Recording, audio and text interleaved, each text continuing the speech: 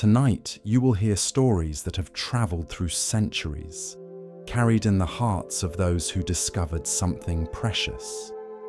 That peace is not something to build, but something to uncover. Each teaching we explore points toward a way of being that brings natural rest, not through striving, but through seeing clearly what has always been true. Before we begin, I'd love to know, what time is it where you are, and where in the world are you listening from? Please share in the comments below. The Buddha's wisdom is often thought to be complex or mystical, something that requires years of study to grasp. But at its core, it's remarkably simple. It teaches us to stop fighting with reality, to release what we cannot control, and to find the peace that lives in acceptance rather than resistance. As you listen tonight, there's nothing you need to remember or figure out. These stories aren't tests or lessons to master. They're more like gentle rain falling on dry ground, soaking in where they need to, nourishing what's ready to grow. Let them work on you in their own way, in their own time. Now, settle yourself completely. Feel how the bed or chair beneath you holds your entire weight. Notice how your breath moves naturally through you without any effort or control. There's nothing to do, nowhere to go. Just this moment, just this breath. Let your body soften with each exhale. Release your shoulders, soften your jaw. Let your hands rest open and easy. Take a slow, deep breath in, filling yourself with calm. And release, letting yourself sink even deeper into rest. Beautiful. Let's begin our journey together with our first teaching. The Buddha once said something that sounds almost contradictory at first, that true freedom comes not from gaining more, but from needing less.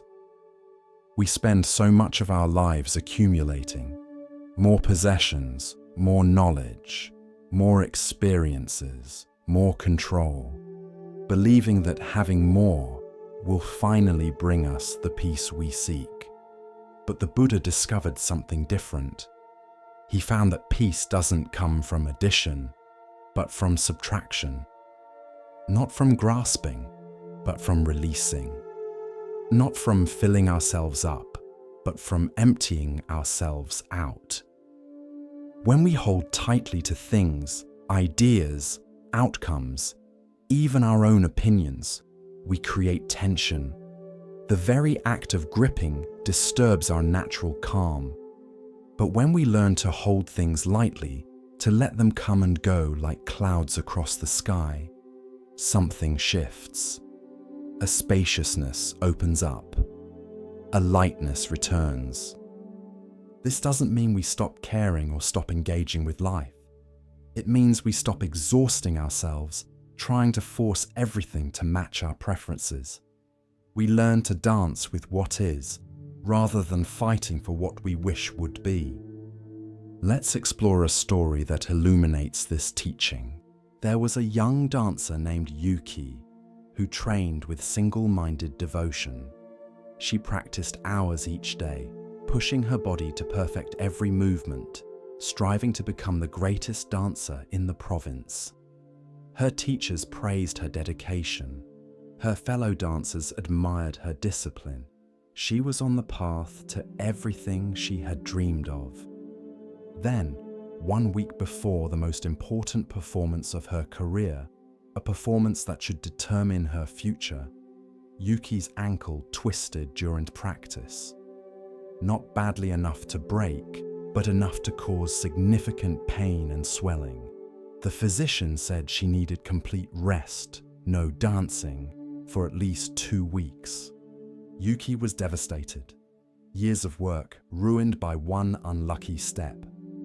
The opportunity lost, her future derailed. She sat in her room, staring at her swollen ankle, feeling bitter and cursed. An old woman who lived next door, a retired dancer named Chio, came to visit. She saw Yuki's tears, her anger, her sense of injustice. "Why did this happen?" Yuki cried. "I worked so hard. I did everything right. And now this injury destroys everything right before the most important moment." Chio sat quietly for a while, then asked, "Do you know why I stopped dancing?" Yuki wiped her eyes. "No, I assumed you retired naturally when you got older." "I didn't retire," Chio said. "I collapsed, right on stage, in the middle of a performance. My body simply gave out from years of pushing too hard, ignoring its signals, forcing it beyond its limits. I thought dedication meant never stopping, never resting, always pushing harder. My body tried to tell me I needed to slow down. Small pains, fatigue, growing stiffness. But I ignored all those messages. So finally my body had to shout, and the shout collapses." She looked at Yuki's ankle. "Your ankle is speaking to you. Maybe whispering before it has to shout. Maybe stopping you from something that would have caused greater harm." "But the performance," Yuki protested. "Will happen or won't happen," Chio interrupted gently.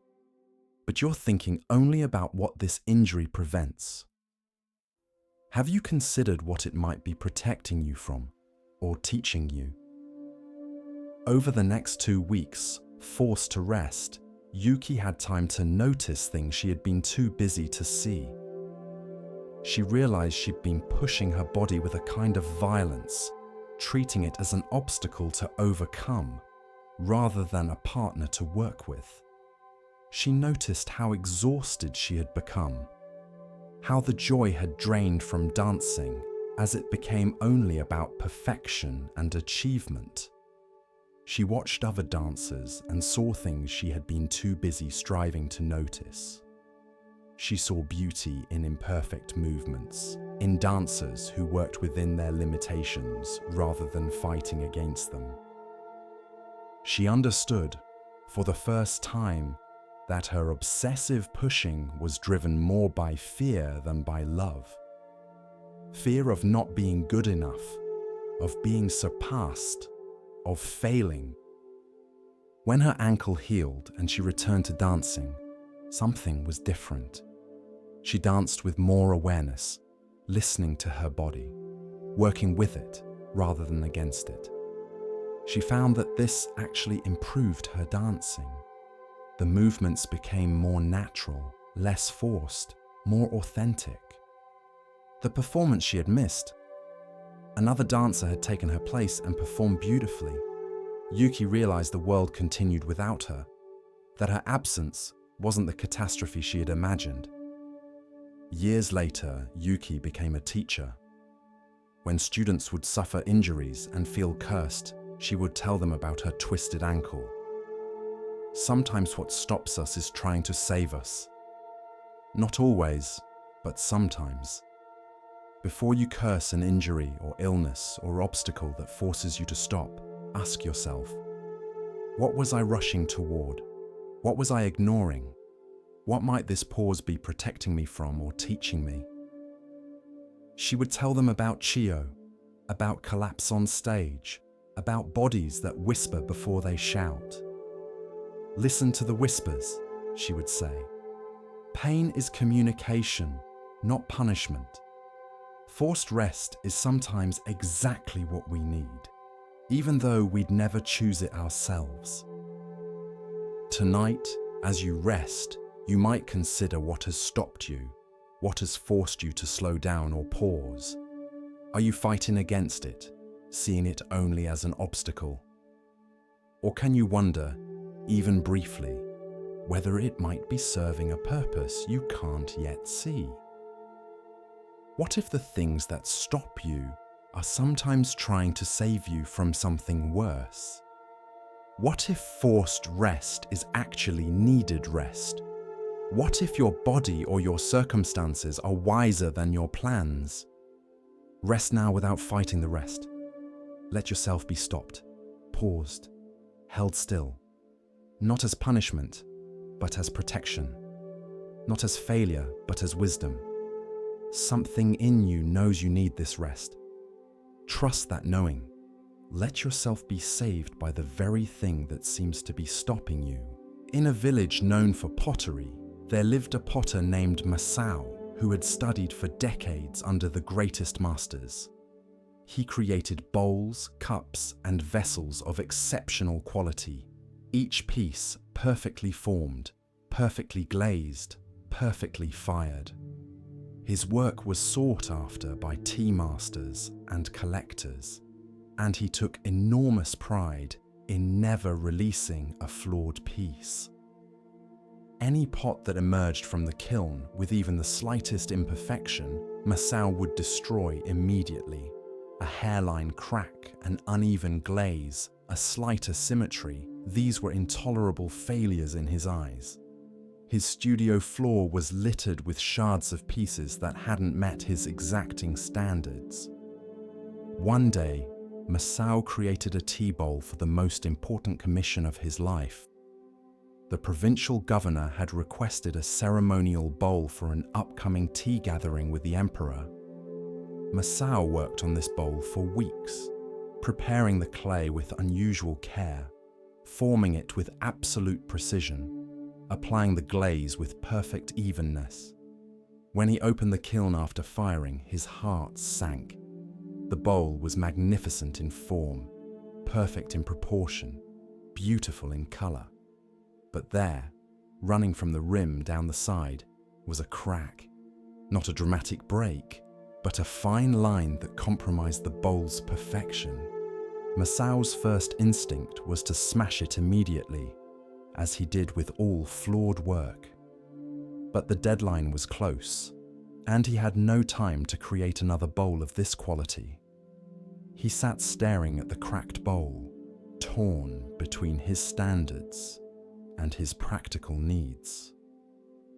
Finally, he decided to show it to the governor and explain the situation, offering to work day and night to create a replacement. When he presented the bowl and apologized for its flaw, the governor examined it carefully. "This crack," the governor said, tracing it with his finger. "It's interesting.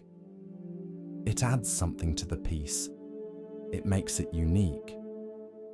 "It makes it flawed," Masao protested. "A tea bowl should be perfect. This crack means the bowl could fail, could break apart entirely. It's a structural weakness." "Or it's a story," the governor replied. "This bowl is telling us something, that even in our most careful efforts, nature has its own say. The fire does what it will. The clay responds according to its own nature. Your perfect technique met forces beyond your control, and this crack is the conversation between them." He held the bowl up to the light. "I think I'll use this bowl for the emperor's tea." A perfect bowl says nothing except, "Look how skilled the potter is." This bowl says something more interesting. "Look how skill and accident can create something neither could create alone." Masao was unconvinced but had no choice. The governor kept the cracked bowl. On the day of the emperor's visit, Masao attended the tea ceremony, anxious about his flawed work being used in such an important context. The emperor held the bowl, examining it from every angle. He paused at the crack, running his thumb along it thoughtfully. Masao held his breath, certain his reputation was about to be destroyed. "This crack," the emperor said finally, "is the most honest thing in this entire ceremony. Everything else is pretending to be perfect. The precise movements, the practiced words, the carefully arranged flowers. But this bowl admits it's not perfect. It shows its vulnerability, and in doing so, it invites us to be real rather than ceremonial. He looked directly at Masao. "Did you make this crack deliberately?" "No, Your Majesty," Masao admitted. "It's a flaw. I almost destroyed the bowl because of it." "Then it's a gift," the Emperor replied. "A deliberate crack would be pretentious, a manufactured authenticity. But this crack happened. The bowl is showing us the truth of its making, that fire and clay have their own will, that perfection is an illusion, that beauty can include what we consider flaws."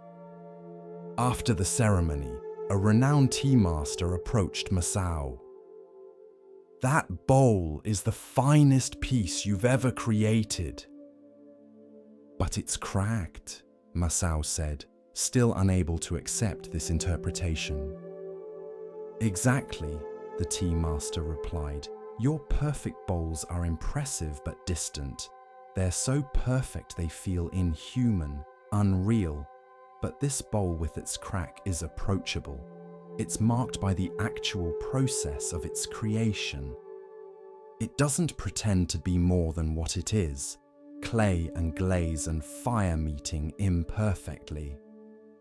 He held the bowl carefully. "In the tea ceremony, we value wabi-sabi, the beauty of imperfection, impermanence, and incompleteness. Your perfect bowls violate wabi-sabi. They're trying too hard to be permanent, complete, perfect. This cracked bowl embodies wabi-sabi perfectly. It shows age before it's even been used. It admits its fragility. It's honest." Over the following weeks, Masao struggled with this new perspective. His entire career had been built on the pursuit of perfection, on the elimination of flaws. Now he was being told that his flawed bowl was his finest work precisely because of its flaw. He began to experiment. He still created bowls with his full skill and attention, but he stopped destroying pieces that emerged with cracks, asymmetries, or irregularities. He studied these flawed pieces, trying to understand what made some flaws interesting and others merely defects. He discovered something subtle. There were flaws that came from carelessness or poor technique, and these did diminish the work. But some flaws came from the honest interaction of materials and fire, and these often added something that perfect technique alone could never achieve. The cracked bowl became famous. Tea masters throughout the region requested pieces from Masao that had this quality of honest imperfection.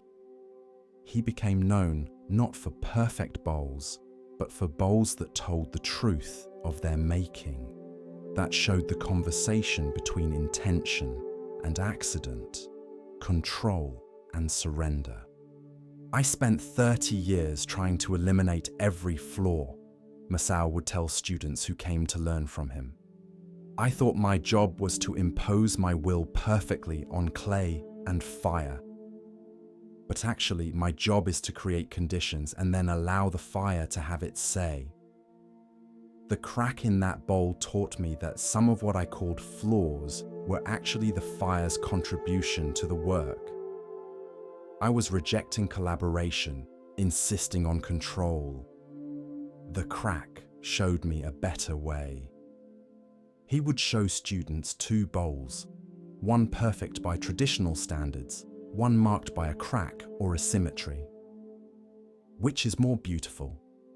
The answer depends on what you value. If you value technical mastery and perfect execution, choose the perfect bowl. If you value honesty and the authentic marks of process, choose the cracked one. Neither is wrong, but I wasted decades making only one kind of bowl because I couldn't see value in the other. A young potter asked, So should we try to make flawed pieces? Should we create cracks deliberately? No, Masao replied firmly. Deliberate cracks are dishonest, just a performance of imperfection. Do your best work, use your full skill and attention, then accept what emerges, including the flaws. Some flaws you'll need to recognize as failures, results of inattention or poor technique that you can learn from. But some flaws you'll need to recognize as gifts, contributions from forces beyond your control that add something you couldn't have planned. He held up the famous cracked bowl, now aged and stained from years of use. This bowl has served the emperor and countless tea masters. The crack never caused it to fail. Instead, the crack gave it character, made it memorable, and allowed it to teach something that perfect bowls never could. What I considered its fatal flaw was actually its finest feature. Tonight, as you rest, you might reconsider your own cracks, your own flaws, the things about yourself or your life that don't meet your standards of perfection. What if some of these aren't failures but features? What if what you consider your greatest weakness is actually adding something that strength alone never could? The cracked bowl served perfectly. Its flaw didn't prevent it from holding tea. It enhanced its ability to hold meaning. Your flaws might work the same way. They might not prevent you from serving your purpose. They might deepen it, make it more honest, more relatable, more real. Rest now in acceptance of your cracks. Not every imperfection is a gift, but some are. Not every flaw adds value, but some do. The question isn't whether you're perfect. You're not, and you never will be. The question is whether your imperfections are honest marks of your making, authentic results of your interaction with forces beyond your control. Those kinds of flaws don't diminish you. They complete you. The potter's cracked bowl teaches that perfection isn't always the goal. Sometimes the goal is authenticity, honesty, and the willingness to show the truth of your process, including its imperfections. Sleep now as a cracked bowl, flawed but functional, imperfect but honest, broken in ways that somehow make you more whole. As we continue our journey through the wisdom of Zen Buddhism, let us turn to a tale about recognition and the true nature of worth. This is the next story. In a rice field, at the edge of a village, there stood a scarecrow that the farmer had erected to keep birds away from his crops. The scarecrow stood perfectly still, day after day, doing nothing but being present in the field. Its arms were outstretched, its simple face looked out over the growing rice, and it never moved from its position. A merchant named Kazuo would pass this field every day on his way to town. Each time he saw the scarecrow, he felt a strange mixture of emotions. Sometimes he felt pity for it, standing there uselessly. Sometimes he felt contempt, thinking what a waste it was to occupy space without doing anything. Sometimes he felt anxious, as if the scarecrow's stillness was somehow judging his own constant busyness. One day, Kazuo stopped and spoke to the scarecrow, though he felt foolish doing so. "You just stand there," he said. "You don't move, you don't work, you don't accomplish anything." What kind of existence is that? A Zen monk named Hakuin happened to be walking past and overheard this one-sided conversation. He approached Kazuo with a smile. "You think the scarecrow does nothing?" Hakuin asked. "It just stands there," Kazuo replied, embarrassed to have been caught talking to a scarecrow. "It accomplishes nothing." "Does it keep birds from eating the rice?" Hakuin asked. "Well, yes, I suppose that's its purpose." And does it accomplish this purpose by running around, flailing, working hard, being busy? Kazuo looked at the scarecrow more carefully. No. It accomplishes it by simply being present, by standing still. Then it accomplishes everything necessary without appearing to do anything at all, Hakuin said. This is Wu Wei, action through non-action, accomplishment through presence rather than busy effort. He gestured to the scarecrow. Look at it. It doesn't worry about whether it's being productive enough. It doesn't stress about its purpose or question its worth. It doesn't compare itself to other scarecrows or feel inadequate. It simply stands, perfectly still, completely present, and in that stillness, it fulfills its function perfectly. Kazuo was quiet, thinking. He realized that he spent his entire life in constant motion, constant busyness, constantly trying to justify his existence through activity and accomplishment. He never allowed himself to simply be still without feeling guilty or anxious about it. But I'm not a scarecrow, Kazuo protested. I have things to do, responsibilities, work that requires effort. Of course, Hakuin agreed. But do you ever allow yourself to be still without justifying the stillness? Can you ever simply be present without needing to accomplish something, without needing to prove your worth through constant activity? Kazuo couldn't answer. He realized he couldn't remember the last time he had been truly still without feeling that he was wasting time or being lazy. Hakuin continued. The scarecrow teaches that sometimes presence itself is the action. Sometimes stillness accomplishes what busyness cannot. Sometimes the greatest wisdom is knowing when to stand perfectly still and let your simple presence be enough.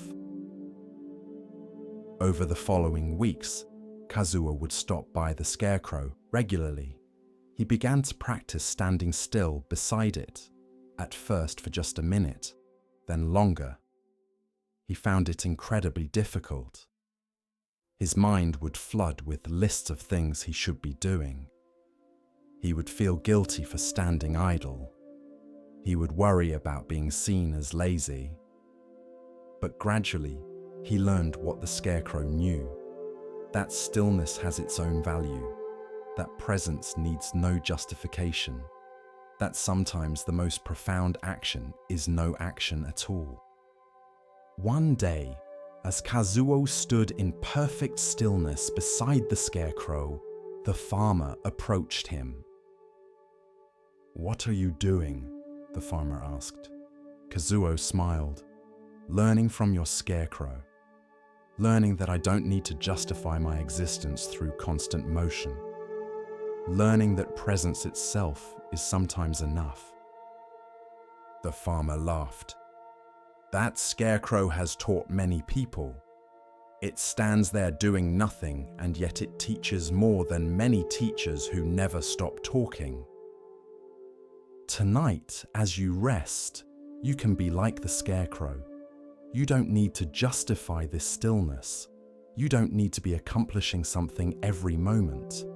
You don't need to prove your worth through constant activity. Simply being here, present and still, is enough, more than enough. Your presence itself has value. Your stillness serves a purpose, even when it appears to do nothing. Rest without guilt. Be still without anxiety. Stand like the scarecrow in the field of your own life. And let your simple presence be the action that's needed." In the capital city lived a tea master named Soho, who had spent 50 years perfecting the art of the tea ceremony. His movements were flawless, his timing exact, his aesthetic sense refined beyond what most people could achieve in several lifetimes. Every detail of his ceremonies was considered and precise. The angle of the bowl, the temperature of the water, the moment to pass the tea, the positioning of each implement. Soho's ceremonies were legendary. People would wait years for an invitation to attend. Wealthy patrons offered fortunes to have Soho perform ceremonies for their guests. Other tea masters studied his techniques, trying to replicate his perfection. But Soho himself had grown troubled. Despite his technical mastery, despite the acclaim, he felt his ceremonies had become performances rather than genuine expressions of tea mind. He was so focused on executing each movement perfectly that he had lost connection to the spirit beneath the movements. His ceremonies were flawless, but somehow empty. On his 70th birthday, Soho decided to retire from public ceremonies. He would perform one final tea ceremony, a farewell to his long career, and then step away to live simply in a small temple. He prepared meticulously for this final ceremony. He invited only his closest students and a few respected elders who had followed his work for decades. He selected implements he had used for years, choosing each for its history and meaning. He practiced the movements daily in the weeks leading up to the ceremony, ensuring everything would be perfect. The day of the ceremony arrived. Soho entered the tea room with his usual grace, began with his usual precision. His guests watched in respectful silence, knowing they were witnessing a master's final performance. Then, midway through the ceremony, something unexpected happened. As Soho reached for the tea bowl, his hand trembled slightly. Whether from age, emotion, or simple nervousness, he couldn't say. The tremor caused him to fumble the bowl. It didn't fall or break, but his grip was clumsy, his movement awkward. The flow of the ceremony was disrupted by this imperfect moment. Soho's first instinct was mortification. After 50 years of perfect execution, his final ceremony was marred by a clumsy mistake. But then something shifted in him. The mistake had broken his focus on perfection, and in that break, he suddenly felt present in a way he hadn't been during a ceremony in years. He picked up the bowl, not with perfect grace, but with simple honesty, with the actual movement of an old man holding a bowl. He continued the ceremony, but something had changed. He was no longer performing perfectly. He was just making tea, sharing tea, being present with his guests. The movements that followed weren't as technically flawless as usual, but they had a quality his perfect performances had lacked. They were real. They were Soho actually being here, making tea, connecting with his guests, rather than Soho executing a perfect reproduction of the tea master role. When the ceremony ended, there was a long silence. Then one of the elder guests spoke. "That was the finest tea ceremony I have ever experienced." Soho was confused. "But I made mistakes. The execution wasn't clean." "The execution was finally clean," the elder replied. "Clean of performance, clean of ego, clean of the need to be perfect. For the first time in decades, I saw you actually making tea rather than demonstrating how tea should be made. Your fumble was the most important moment of the ceremony. It dropped you out of performance and into presence." Another guest agreed. "I've attended 6 of your ceremonies over the years. They were all technically superior to today's, but this one touched me in a way the others never did. The imperfection made it human. It made it real. It made it about tea rather than about perfection." Soho sat with this feedback for a long time. He realized that his 50-year pursuit of perfect execution had taken him away from genuine expression. He had become so skilled at performing the tea ceremony that he had forgotten how to simply make tea with presence and care. "I thought mastery meant perfect execution," Soho told his students later. "I thought the goal was to perform each movement so exactly that no flaw could be found. But that kind of mastery is dead. It's impressive but not alive.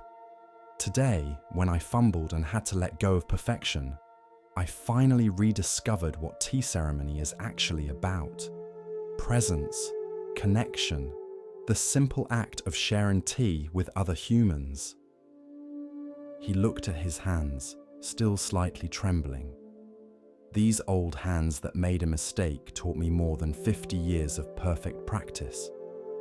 They taught me that perfect execution becomes perfect only when you stop trying to perfect it, when you let go of performance and sink into presence." One student asked, "So should we not practice?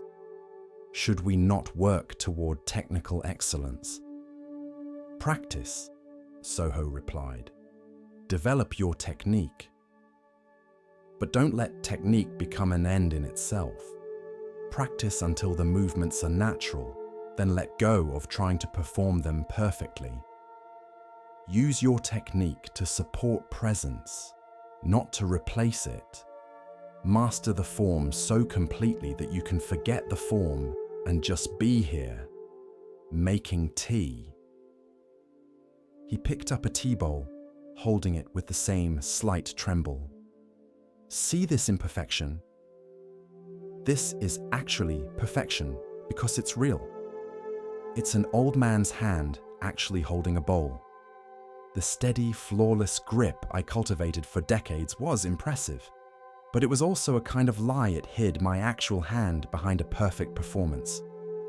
This trembling hand is honest, and honesty is more important than perfection." In the weeks following his final ceremony, Soho began making tea in a completely different way. He still had all his technical skills, all his aesthetic sensitivity, but he used them lightly, allowing imperfection, welcoming the unexpected, staying present with what was actually happening rather than executing a mental script. He made tea for strangers, for children, for anyone who wanted to share a bowl. These weren't formal ceremonies with guests and perfect settings. They were just tea, made with care, shared with presence. And people felt more touched by these simple offerings than they had by his legendary perfect ceremonies. "You've become a greater tea master by letting go of mastery," one visitor observed. "I've become an actual tea master by letting go of the performance of mastery," Soho clarified. "I was skilled before, but I wasn't real. Now I'm both skilled and real. The skill supports the reality rather than replacing it. That's the difference." A young tea student struggling to perfect his own technique asked Soho for guidance. "How do I know when my practice is good enough? When can I stop trying to perfect my movements? When perfection becomes a barrier rather than a path," Soho replied. "Practice until the movements are natural and trustworthy. Then let go of trying to make them perfect and just let them be. The movement from practice to performance to presence, that's the journey. Most people stop at performance, endlessly perfecting their execution. The final step is letting go of perfection and discovering presence." He made tea for the young student, his hands moving with practiced skill, but also with slight tremors, small imperfections, human reality. "See how I make tea now? I'm not performing or demonstrating, I'm just making tea. The years of practice allow me to do it well. but letting go of perfection allows me to do it truly. Both are necessary, but the second is what makes it complete. Tonight, as you rest, you might consider what you've been perfecting, performing, trying to execute flawlessly. What would happen if you let your hands tremble slightly? If you allowed imperfection? If you stopped performing mastery and just did the thing itself, present and real? Perfect execution is impressive, but presence is what actually connects, what actually matters, what actually makes any practice complete. You've practiced enough, you've refined enough. Now it's time to let go of perfection and discover what's on the other side. Not sloppiness, not carelessness, but genuine presence that includes both skill and imperfection, both mastery and humanity. Rest now in this completion. Let yourself fumble slightly. Let yourself be real rather than perfect. The Tea Master's Last Cup teaches that the journey ends not in flawless execution, but in authentic presence. You've arrived, not at perfection, but at something better, yourself, skilled and real, doing what you do with care and presence, and the slight tremble of actual human hands. That's perfection. That's the completion. That's the teaching. Sleep now, no longer performing, just being. This is enough. You are enough. The perfect becomes perfect when you stop trying to perfect it. As we move deeper into the quiet teachings of Zen, we come to a story about seeing clearly and understanding true value. Listen carefully to the next story. There was a master calligrapher named Yukiko who had devoted her entire life to the art of beautiful writing. For 60 years, she had practiced daily, creating works that were displayed in temples and palaces throughout the land. Her characters were considered the finest of her generation. But as she grew old, her hands began to shake. The tremor was slight at first, barely noticeable, but gradually it worsened, until she could no longer create the smooth flowing lines that had been her signature. The characters she wrote became jagged, uneven, broken by the involuntary movements of her aging hands. Yukiko was devastated. Calligraphy was not just her work, it was her identity, her life's purpose. She had defined herself through her art for 60 years. Now, unable to produce the quality of work she had maintained for decades, she felt her life was over. If she couldn't create beautiful calligraphy, what was she? She stopped taking commissions. She stopped teaching students. She sat in her studio, staring at blank paper, unable to bring herself to create imperfect work. Each day felt like waiting for death, as if her life had ended, even though her body continued. One day, a young calligrapher named Kenji came to visit her. He had studied her work and wanted to meet her before she died, as he had heard she was no longer creating. "Master Yukiko," he said, bowing deeply, "please, will you show me how you create such beautiful work?" "I can't," Yukiko replied bitterly. "My hands shake. I can no longer do what I once did. My time is over." "Show me anyway," Kenji persisted. "Show me what you do now, even if it's not what you once did." Reluctantly, to satisfy this persistent young man, Yukiko took up her brush. Her hand trembled as she moved it across the paper. The line broke and wavered.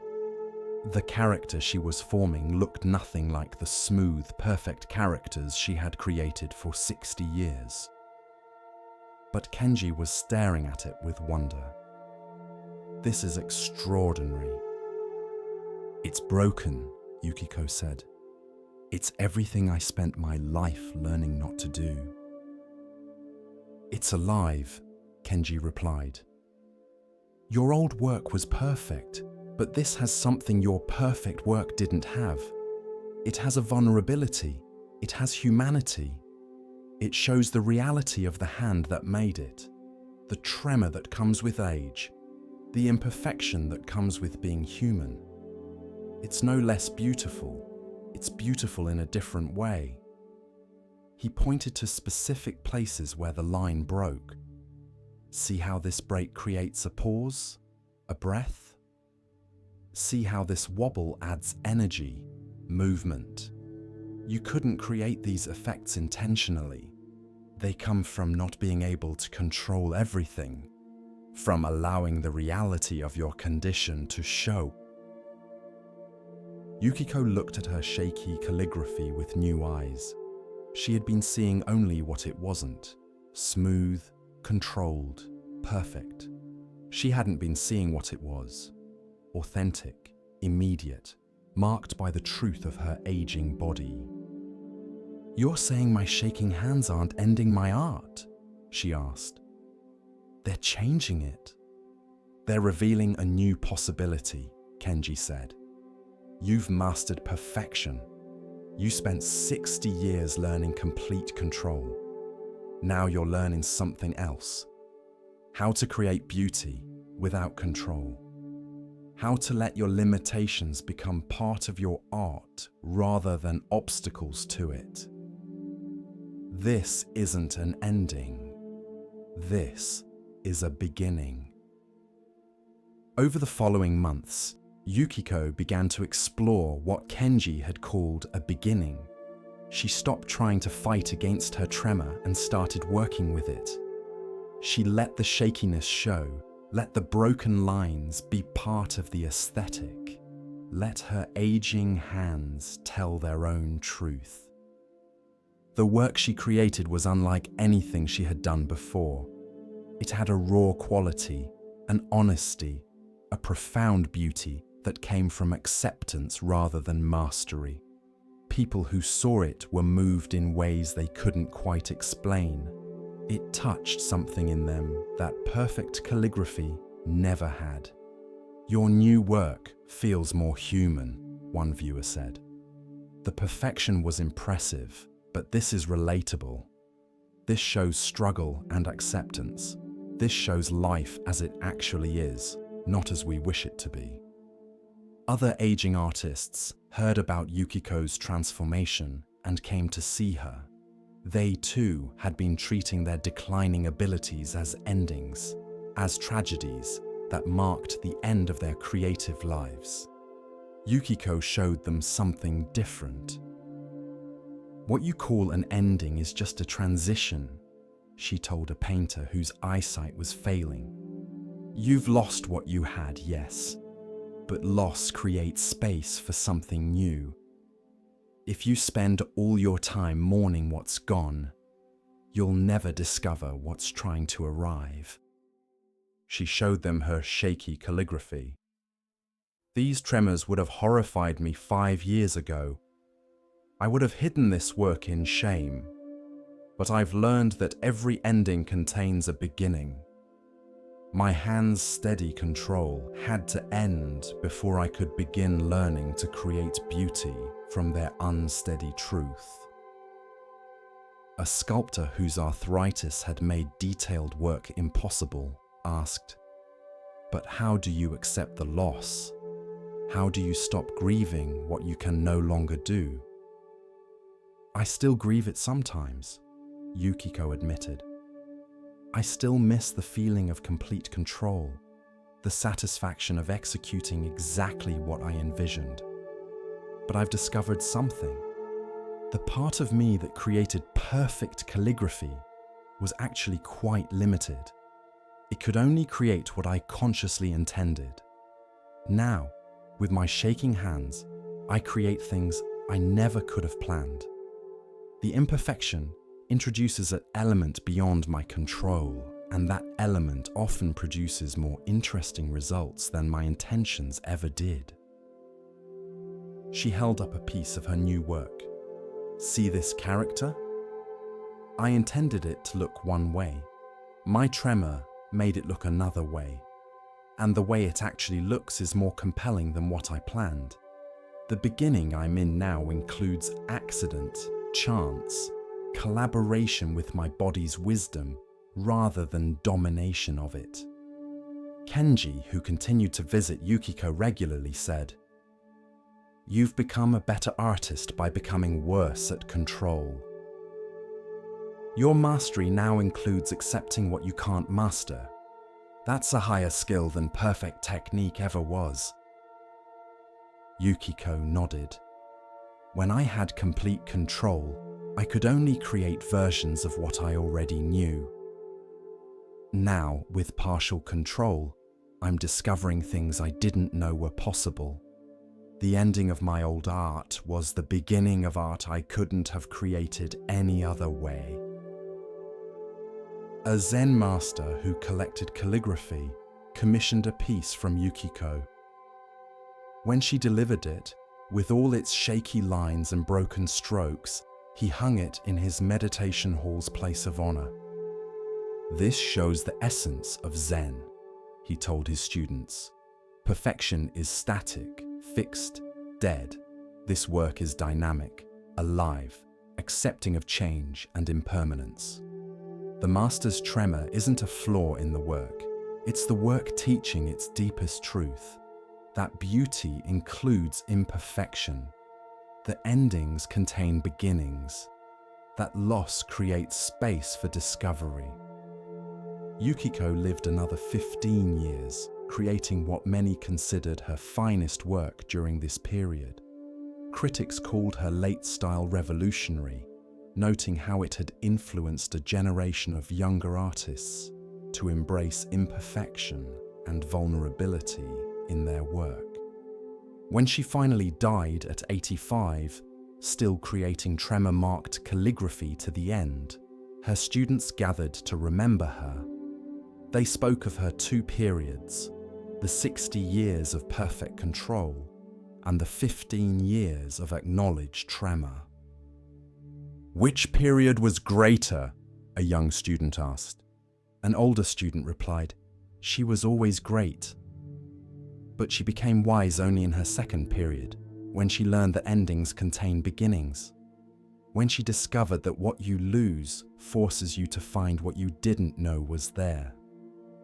When she understood that every door that closes reveals another door you weren't seeing before. Tonight, as you rest, what endings are you mourning? What losses are you treating as pure conclusions with nothing beyond them? What abilities, relationships, or circumstances have ended that you're grieving, as if ending means death rather than transition? Every ending contains a beginning you can't see yet. The closing of one possibility opens others that couldn't have opened if the first possibility had continued. Your losses aren't just subtractions. They're also additions of space, of new potential, of directions you couldn't have gone while the old way remained available. What's ending in you right now isn't your conclusion, it's your transition. Something is completing, so something else can begin. The tremor that seems to be ruining your perfect lines is actually creating new kinds of beauty you couldn't have achieved through control alone. Rest now in acceptance of endings as beginnings in disguise. What's leaving is making room. What's breaking is revealing. What's ending is beginning, just not in ways you can recognize yet. Trust the ending. It knows what it's doing. Every conclusion contains a hidden opening, and you're moving toward it even as you mourn what's closing behind you. Sleep now in the space between ending and beginning, knowing that this space itself is fertile ground where something unexpected and beautiful is already starting to grow. In a monastery, there was a meditation hall with a heavy wooden door that was always kept closed during practice sessions. The door had no lock, but everyone treated it as if it were locked, entering only at designated times and never leaving during meditation periods. A visiting monk named Gensho noticed this and asked why no one ever left during meditation, even though the door was clearly unlocked. "It wouldn't be proper," one monk explained. "During practice time, we stay in practice. Leaving would break the container, would disturb others, would show a lack of discipline." "But you could leave if you wanted to?" Gensho asked. "Technically, yes, but we don't." Gensho found this fascinating. These monks were living as if imprisoned during meditation sessions, but the prison existed only in their minds. The door was open. They could leave any time, yet they sat as if bound. He began to notice similar patterns throughout the monastery. People living within invisible constraints, following rules that had no enforcement mechanism, restricting themselves to prisons that had no walls. One day, during a particularly long meditation session, Gensho stood up, walked to the door, opened it, stepped outside into the sunlight, and then walked back in and sat down. The other monks were shocked by this violation of protocol. Afterward, the abbot called Gensho to his chambers. "Why did you leave during meditation?" "To see if I could," Gensho replied, "to test whether the constraint was real or imagined. It was imagined. The door was never locked. I was never actually trapped. I was sitting there by choice, not by compulsion." "But we all know we could leave," the abbot said. "The point is that we choose not to." "Do you really know that?" Gensho asked. "Or have you assumed for so long that you shouldn't leave that you've forgotten you have a choice? There's a difference between staying by conscious choice and staying by habit or assumed constraint. One is freedom. The other is just a comfortable prison." This question disturbed many monks. They began to realize they had been treating many choices as if they were requirements. They had been living within restrictions that no one was actually enforcing. They had imprisoned themselves with beliefs about what they should or shouldn't do. The abbot considered Gensho's point carefully. "You're right," he admitted. "We've been treating the open door as if it were locked.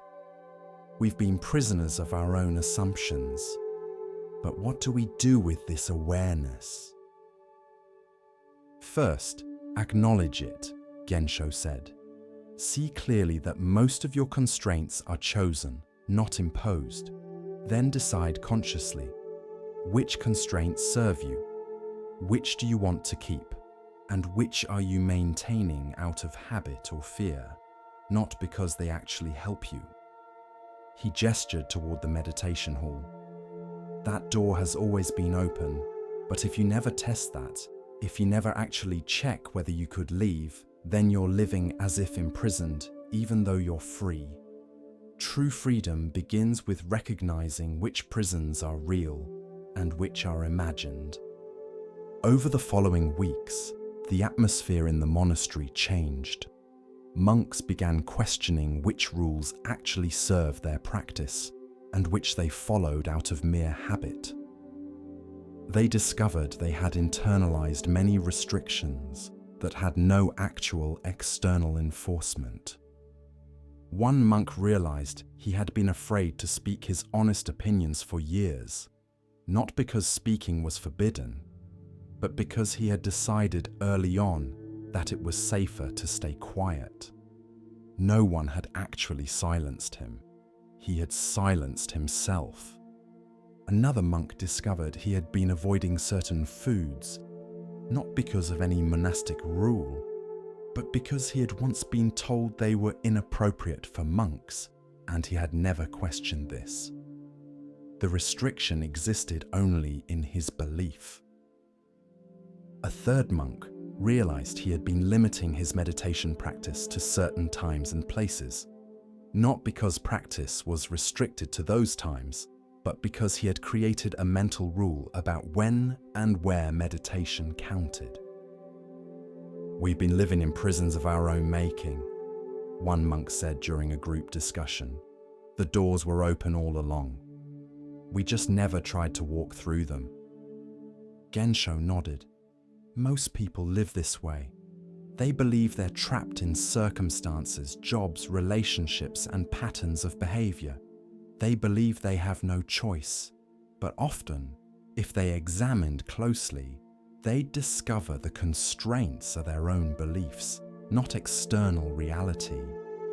The door was never locked. The abbot asked, "But doesn't this lead to chaos? If everyone starts leaving meditation sessions whenever they want, ignoring the schedule, doing what they please, doesn't the structure fall apart?" "Possibly," Gensho agreed. "But structure maintained through unconscious compliance isn't real structure. It's just a habit pretending to be discipline. True structure comes from conscious choice. When people choose to stay, not because they believe they must, but because they genuinely want to, that's authentic practice. When they stay simply because they never questioned whether they could leave, that's just imprisonment with no walls." He looked around at the gathered monks. "I'm not suggesting you abandon all structure or discipline. I'm suggesting you own your choices. Recognize that you're staying because you choose to, not because you have to. Recognize that the door is open and you're free to leave, and then decide whether to stay or go based on authentic choice rather than assumed constraint." This teaching spread beyond the monastery. People in the nearby town heard about the open door and began examining their own lives. How many constraints were they living under that existed only in their minds? How many prisons had they created for themselves? A woman realized she had been staying in an unhappy marriage not because of any real obstacle to leaving, but because of stories she told herself about what leaving would mean. When she examined these stories, she found they were beliefs, not facts. The door had always been open. A man discovered he had been working at a job he hated for years, believing he had no choice, that his family responsibilities required it. When he looked honestly, he found there were other options he had never seriously considered because he had assumed from the beginning that he was trapped. An elderly person recognized that many of the limitations they experienced weren't from age or circumstance, but from beliefs about what old people could or couldn't do. The constraints were largely self-imposed. The teaching of the open door, people began to say, is that most prisons are mental. We're free more often than we realize. The question isn't whether we can leave, but whether we've been living as if we can't. Years later, the monastery still practiced meditation with a closed door during sessions. But now there was a different quality to it. Everyone knew the door was unlocked. Everyone knew they could leave any time they chose. They stayed not from obligation or assumed constraint, but from authentic choice. The practice deepened because people were choosing it freely, rather than submitting to it from habit or fear. Gensho's simple act of walking out and back in had freed an entire community from invisible prisons, not by tearing down structure, but by revealing that structure maintained by genuine choice is stronger than structure maintained by unconscious compliance. Tonight, as you rest, you might examine the doors in your own life. Which ones do you believe are locked, Which constraints do you accept as unchangeable? What prisons are you living in that exist only in your beliefs? The door has always been open. You've always been freer than you realized. The constraints that feel so solid are often just habits of thought, beliefs you've never questioned, stories you've told yourself for so long that you mistake them for truth. You're not as trapped as you think. You have more choices than you've acknowledged. The prison is mostly mental, and mental prisons can be walked out of the moment you realize the door was never actually locked. This doesn't mean every choice is easy or without consequences, but it means you're choosing even when you believe you have no choice. And recognizing that you're choosing is the beginning of real freedom. Rest now in the understanding that you're freer than you knew. The door is open. It's always been open. You can stay or go based on authentic choice, not on assumed necessity. This recognition doesn't require you to change anything external. It just requires you to see clearly. The constraints you live under are more permeable than you thought. You've had more freedom all along. You just haven't been exercising it. Sleep now as a free person, aware that tomorrow you can walk through any open door you choose, or stay where you are by genuine choice rather than imagined imprisonment. The freedom was always yours. Now you know it. With each step on the Zen path, a new lesson unfolds. Now we turn to a story about recognition, of self, of others, and of what truly matters. Listen carefully to the next story. There was a painter named Hiro who specialized in landscapes, particularly sunsets. He would travel to scenic locations, set up his easel, and capture the magnificent colors of the evening sky. His paintings were admired and purchased by wealthy collectors throughout the region, but Hiro harbored a secret anxiety. He worried that beauty only existed when someone was there to witness it. If a sunset occurred and no one saw it, was it still beautiful? If a mountain stood in perfect light, but no human eye appreciated it, did that beauty mean anything? This philosophical worry grew into an obsession. Hiro began to feel that his purpose as an artist was essential, that without him and others like him to witness and record beauty, that beauty was somehow wasted, meaningless, lost.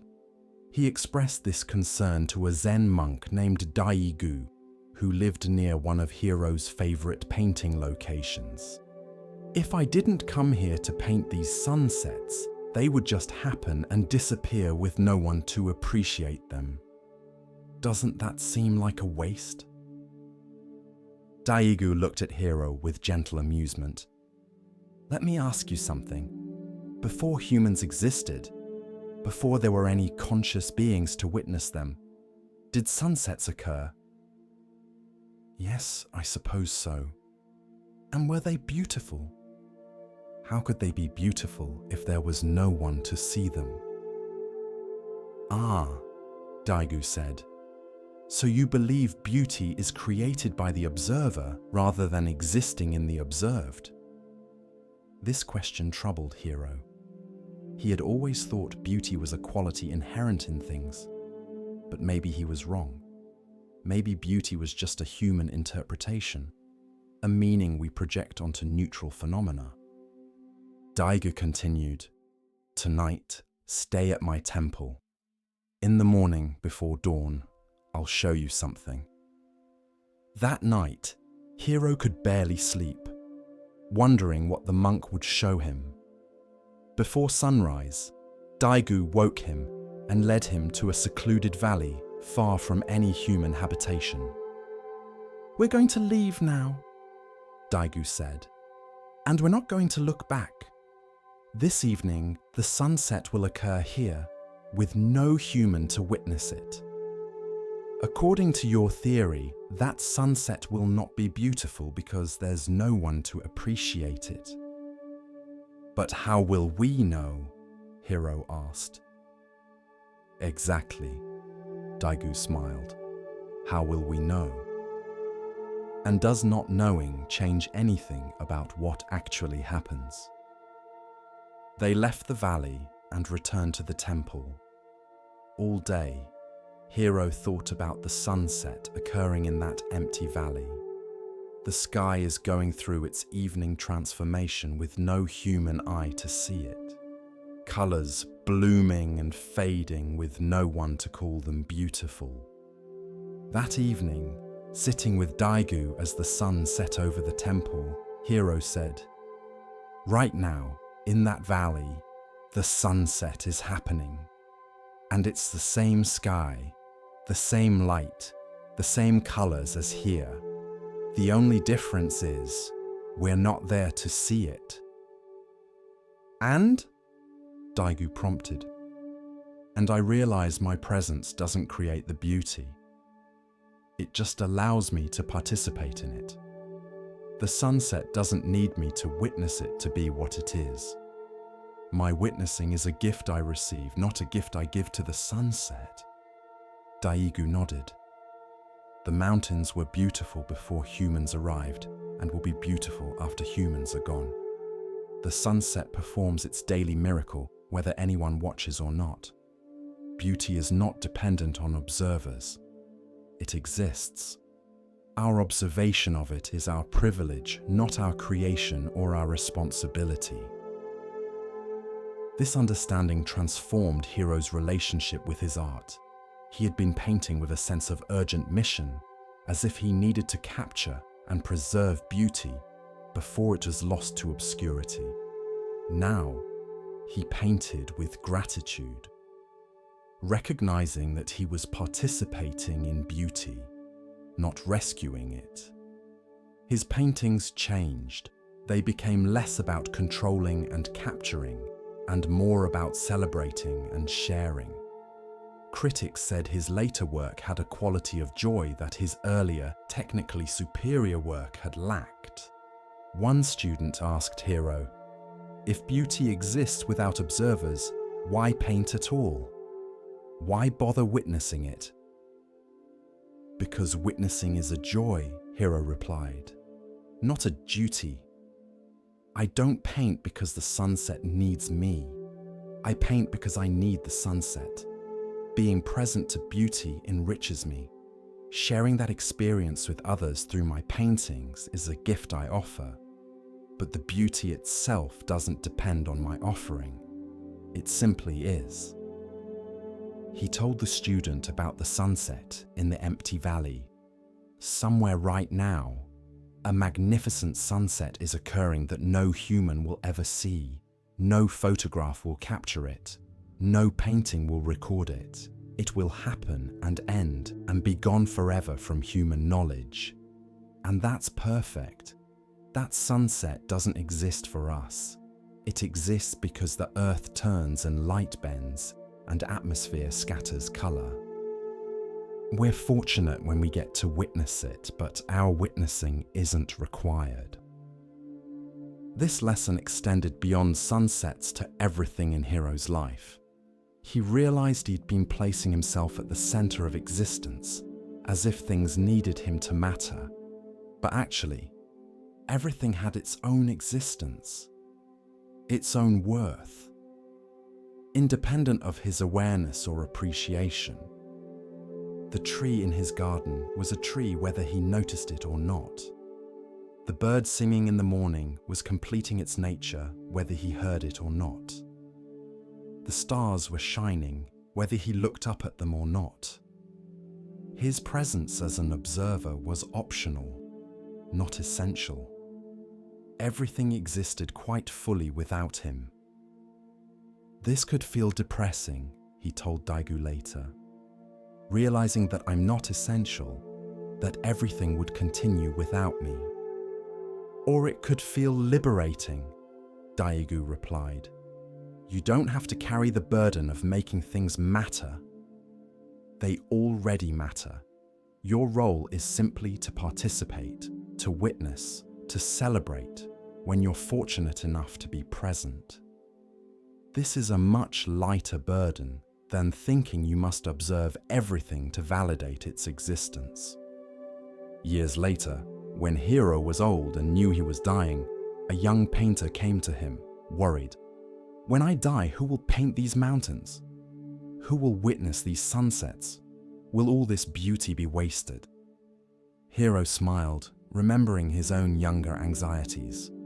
"The beauty will be what it has always been, complete and independent of observers. Other people will witness it. And even if no people witnessed it, it would still be itself, still be beautiful in its own right. You're not the author of beauty. You're just a fortunate participant in it. Paint while you can, witness what you're able to, and rest easy knowing that beauty doesn't depend on you to exist."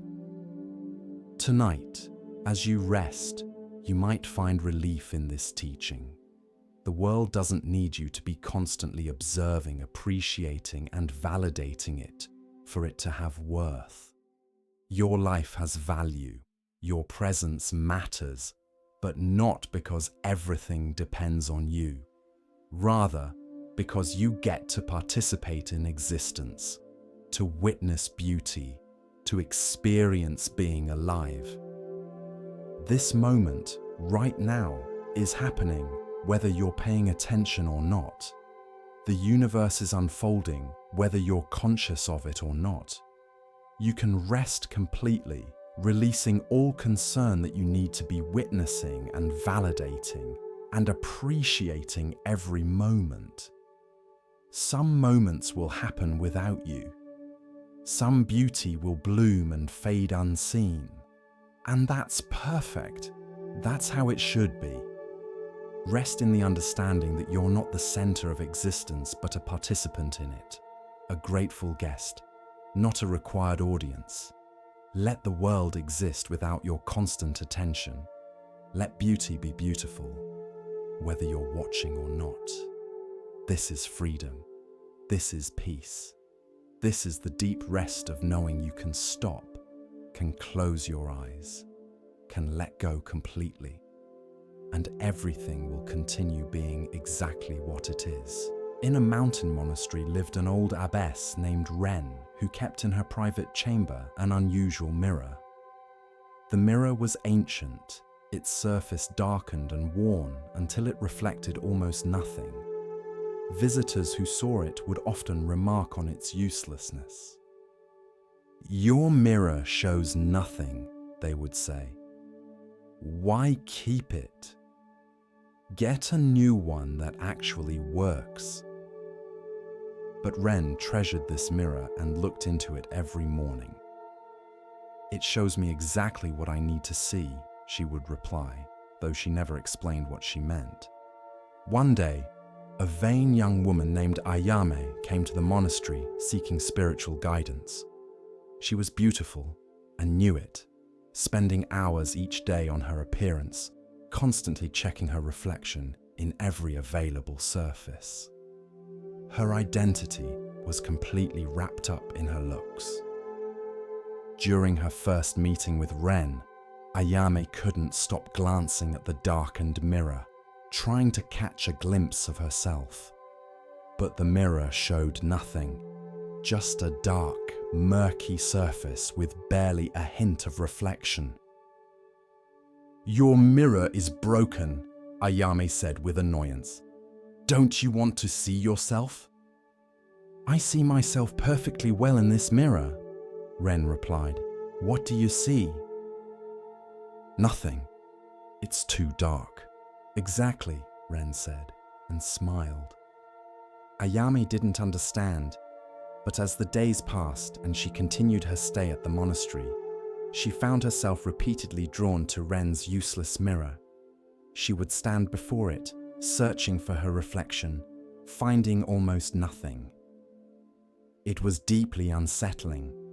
Every other mirror showed her who she was, or at least showed her what she looked like. This mirror showed nothing. After a week, Ayame mentioned her frustration to Ren. "I hate your mirror. I keep looking into it hoping to see myself, but there's nothing there." "And what does that nothing teach you?" Ren asked. "That the mirror is broken." "Or that you're looking for the wrong thing," Ren suggested. "Every mirror you've ever looked into has shown you your face, your hair, your features. You've spent years studying that reflection, knowing exactly what you look like. My mirror can't show you that, so it forces you to consider, if you can't see your face, what else might you see? If appearance isn't available, what remains?" Ayame thought about this. When she looked into normal mirrors, she saw features she judged: eyes too small, nose too sharp, skin not smooth enough. She saw an image she tried to perfect, control, improve. The looking was never really seeing. It was evaluating, criticizing, trying to manage how others would perceive her. But in Ren's dark mirror, there was nothing to evaluate, no features to judge, no appearance to control. Just dark surface and, if she looked very carefully, the barest hint of a form. Not details, just presence. "What do you see when you look in your mirror?" Ayame asked Ren. "Nothing that can be improved or criticized," Ren replied. "Nothing that age can diminish or beauty can enhance. Just the simple fact of being here, looking. The mirror that shows everything tempts you to judge what you see. The mirror that shows nothing releases you from judgment." She came to stand beside Ayame before the dark mirror. "Look at us now, standing here together. Can you see our faces?" "Barely," Ayame admitted. "Can you tell which of us is more beautiful?" "No." "Can you see our ages, our features, the details that usually define us?" "No." "Then we stand equal before this mirror," Ren said. "Not as beautiful or plain, young or old, but simply as two beings, present in this moment. The mirror that shows nothing strips away all the superficial ways we distinguish ourselves and leaves only the essential fact: we are here." Over the following weeks, Ayame found herself looking into Ren's mirror more than any of the clear mirrors in the monastery. At first, this puzzled her. Why would she choose the mirror that showed nothing? But gradually she understood. She was tired of the constant judgment that came with seeing her reflection clearly. Tired of always evaluating, always trying to improve, always wondering if she looked acceptable. The dark mirror gave her relief from all that. It let her be present without being perceived, even by herself. It let her exist without the burden of appearance. "I think I'm beginning to understand," Ayame told Ren one morning. "The mirror that shows nothing is actually showing me something very important. That I exist independent of how I look. That there's a me underneath or beyond appearance. I've spent so many years focused on my reflection that I forgot there's someone doing the looking." Ren nodded with satisfaction. "The mirror that shows everything directs your attention outward, to surface and appearance. The mirror that shows nothing directs your attention inward, to the awareness that's looking. One mirror shows you an object to be evaluated. The other mirror reveals you as a subject who is aware." She touched the darkened surface gently. "Most people think a mirror's value is in how clearly it reflects. But sometimes a mirror's greatest value is in what it doesn't show. The absence of reflection can teach what the presence of reflection never could. Ayame stayed at the monastery for 6 months, and during that time, her relationship with mirrors changed completely. She no longer felt compelled to check her reflection constantly. When she did look in clear mirrors, she no longer saw an image to be judged, but simply a face, no more or less significant than any other face. "Your dark mirror freed me," she told Ren when she prepared to leave. "I thought I needed to see myself clearly to know who I was, but actually, seeing myself clearly kept me trapped in appearance, in judgment, in the endless work of managing how I looked. Your mirror that showed nothing helped me discover the me that exists beyond appearance."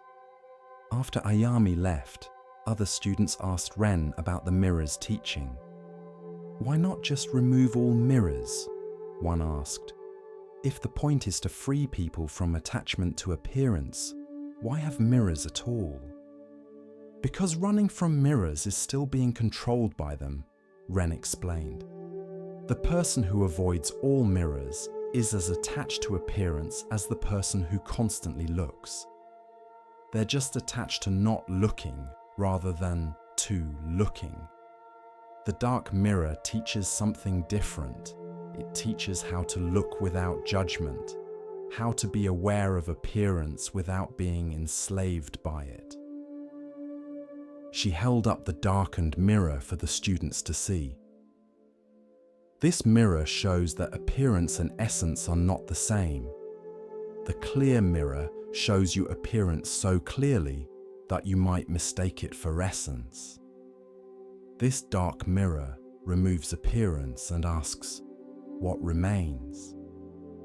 What are you when you can't see your face? That question leads to wisdom." A philosophical student asked, "But isn't the dark mirror just another form of illusion? It hides reality rather than revealing it." "Does it?" Ren replied. "The clear mirror shows you how light reflects off your features at this particular moment from this particular angle. Is that reality? Or is that also just one kind of information, one kind of seeing? The dark mirror shows you something the clear mirror can't. Your existence independent of your reflection. Both mirrors have their uses. The question is whether you're wise enough to learn from each what it has to teach." Years later, when Ren was dying, she gave the darkened mirror to her successor with specific instructions. "Keep this mirror, even though students will mock it, even though visitors will offer to replace it. This mirror teaches what cannot be taught in words, that sometimes absence reveals more than presence, that sometimes nothing shows more than everything, that sometimes the greatest wisdom comes from what we cannot see rather than from what we can." Tonight, as you rest, you might imagine looking into a mirror that shows nothing, not because the mirror is broken, but because it's teaching you something that clear mirrors never could. Without your reflection to evaluate and judge, what remains? Without your appearance to manage and improve, who are you?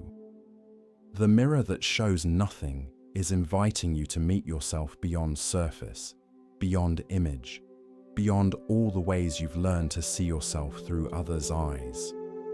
In the dark mirror, there's just presence, just awareness, just the simple fact of being here without needing to look any particular way.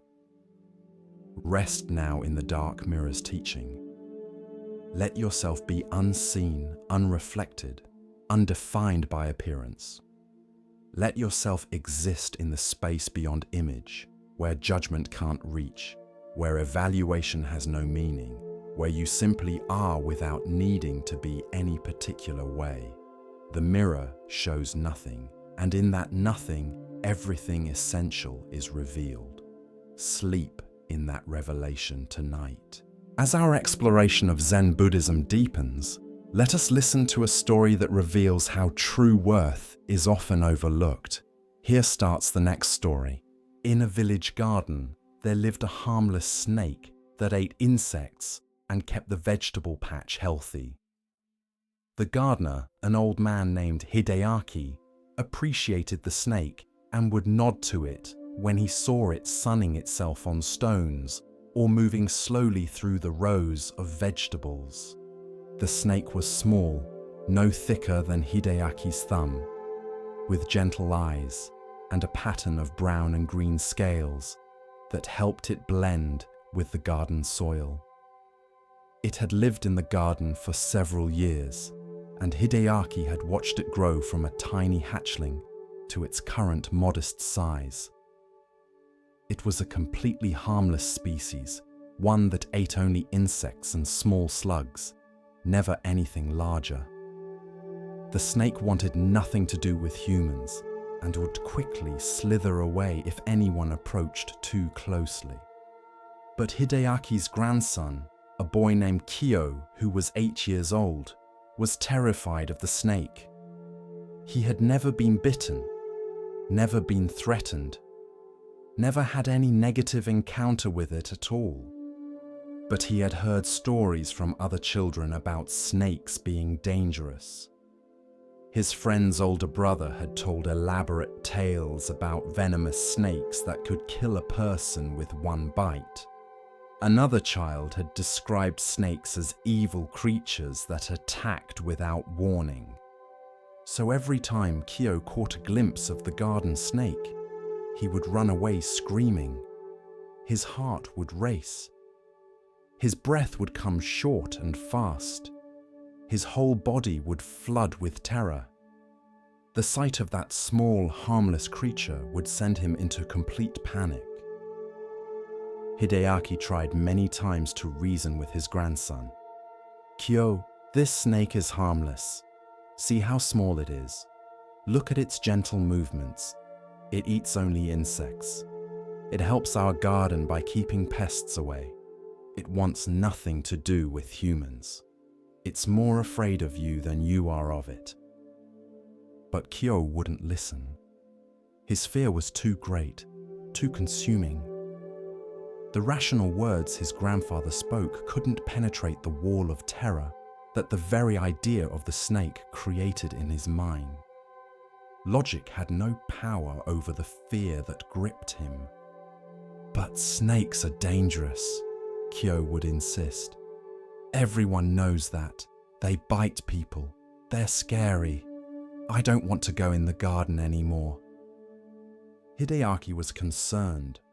The boy's fear was keeping him from enjoying the garden, from helping with the vegetables, from the simple pleasure of being outdoors. The fear was limiting his life in ways that had nothing to do with actual danger. One late afternoon, Kyo was alone in the garden, sent by his mother to pick some tomatoes for dinner. He was moving carefully, nervously, constantly scanning the ground for any sign of the snake. The sun was low in the sky, casting long shadows across the garden path. Then he saw it. Something moving on the ground ahead of him. The shape was long and sinuous, definitely a snake. And this one was enormous, far larger than the small garden snake he had seen before. It must be a different snake, a dangerous one. The creature was at least as thick as his arm, maybe 6 or 7 feet long, moving slowly across the path. Terror seized Kyo completely. His legs locked. His breath stopped. His heart hammered so hard he could hear it in his ears. He couldn't scream, couldn't move, couldn't do anything but stare at this enormous serpent that was right in his path, blocking his way back to the house. The snake moved with a sinuous, menacing motion. Its body seemed to pulse and writhe. Kyo could see every detail of its threatening form, the dark color, the massive size, the way it seemed to be looking right at him, even though he couldn't see its head clearly. He stood there frozen, convinced he was about to be attacked, about to be bitten by this monster that had invaded his grandfather's garden. Minutes passed like hours. The snake continued its slow movement across the path, and Kyo remained paralyzed, watching it, unable to run or call for help.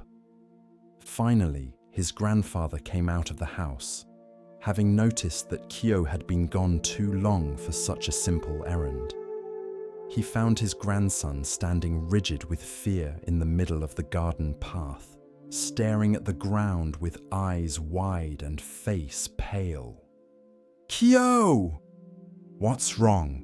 Hideaki called out, hurrying toward the boy. "A giant snake!" Kyo gasped, his voice barely a whisper. "Right there! Look how huge it is! Grandfather, be careful!" Hideaki looked where his grandson was pointing. He saw the small garden snake, the same one that had lived there for years, sunning itself on the path, as it often did in the late afternoon. It was no bigger than it had ever been, perhaps 8 inches long, completely harmless. And nearby, stretching across the path in the low-angled light of the setting sun, he saw the snake's shadow. The shadow was indeed enormous, at least 6 feet long and thick, cast long and dark by the horizontal rays of the sun. The shadow looked menacing, serpentine, threatening. But it was just a shadow. Hideaki understood immediately what had happened.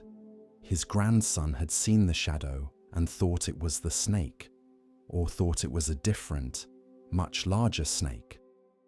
The boy's fear had locked onto the shadow and convinced him that he was seeing a genuine threat. "Kyo," Hideaki said gently, "come here. Come stand next to me." But Kyo couldn't move. "I can't. The snake is in the way. It's huge, Grandfather. It's dangerous."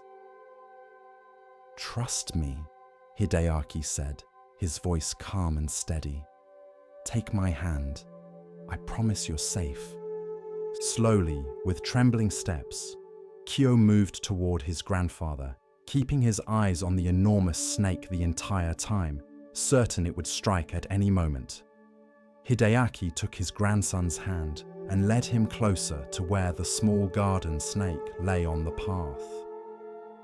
As they approached, something remarkable happened. The shadow shortened. The closer they got, the smaller the shadow became. By the time they stood right next to the actual snake, which quickly slithered away into the vegetables, startled by their approach, the shadow was appropriately small, no more threatening than the creature that cast it. Kyo stared at where the snake had been, then at where its shadow had stretched across the path. His breathing was still rapid, his heart still pounding, but confusion was beginning to replace terror. "The shadow," he whispered. I thought the shadow was the snake, or a different snake, a huge one." "I know," Hideaki said, kneeling down beside his grandson. "Come, let me show you something." He picked up a stick from the ground, about the same size as the garden snake. In the low afternoon sun, he held it at different angles, casting its shadow on the path. When he held it close to the ground, the shadow was small. But when he held it higher, angled toward the sun, the shadow grew enormous, stretching across the entire path. "See?" Hideaki said. "Any small thing can cast a large shadow under the right conditions. The shadow tells you nothing about the actual size or danger of the thing. It just tells you about the light and the angle and your position relative to it. Kyo watched, fascinated despite his lingering fear, as his grandfather made the stick's shadow grow and shrink, made it look threatening or harmless just by changing the angle. The snake didn't change, Hideaki continued.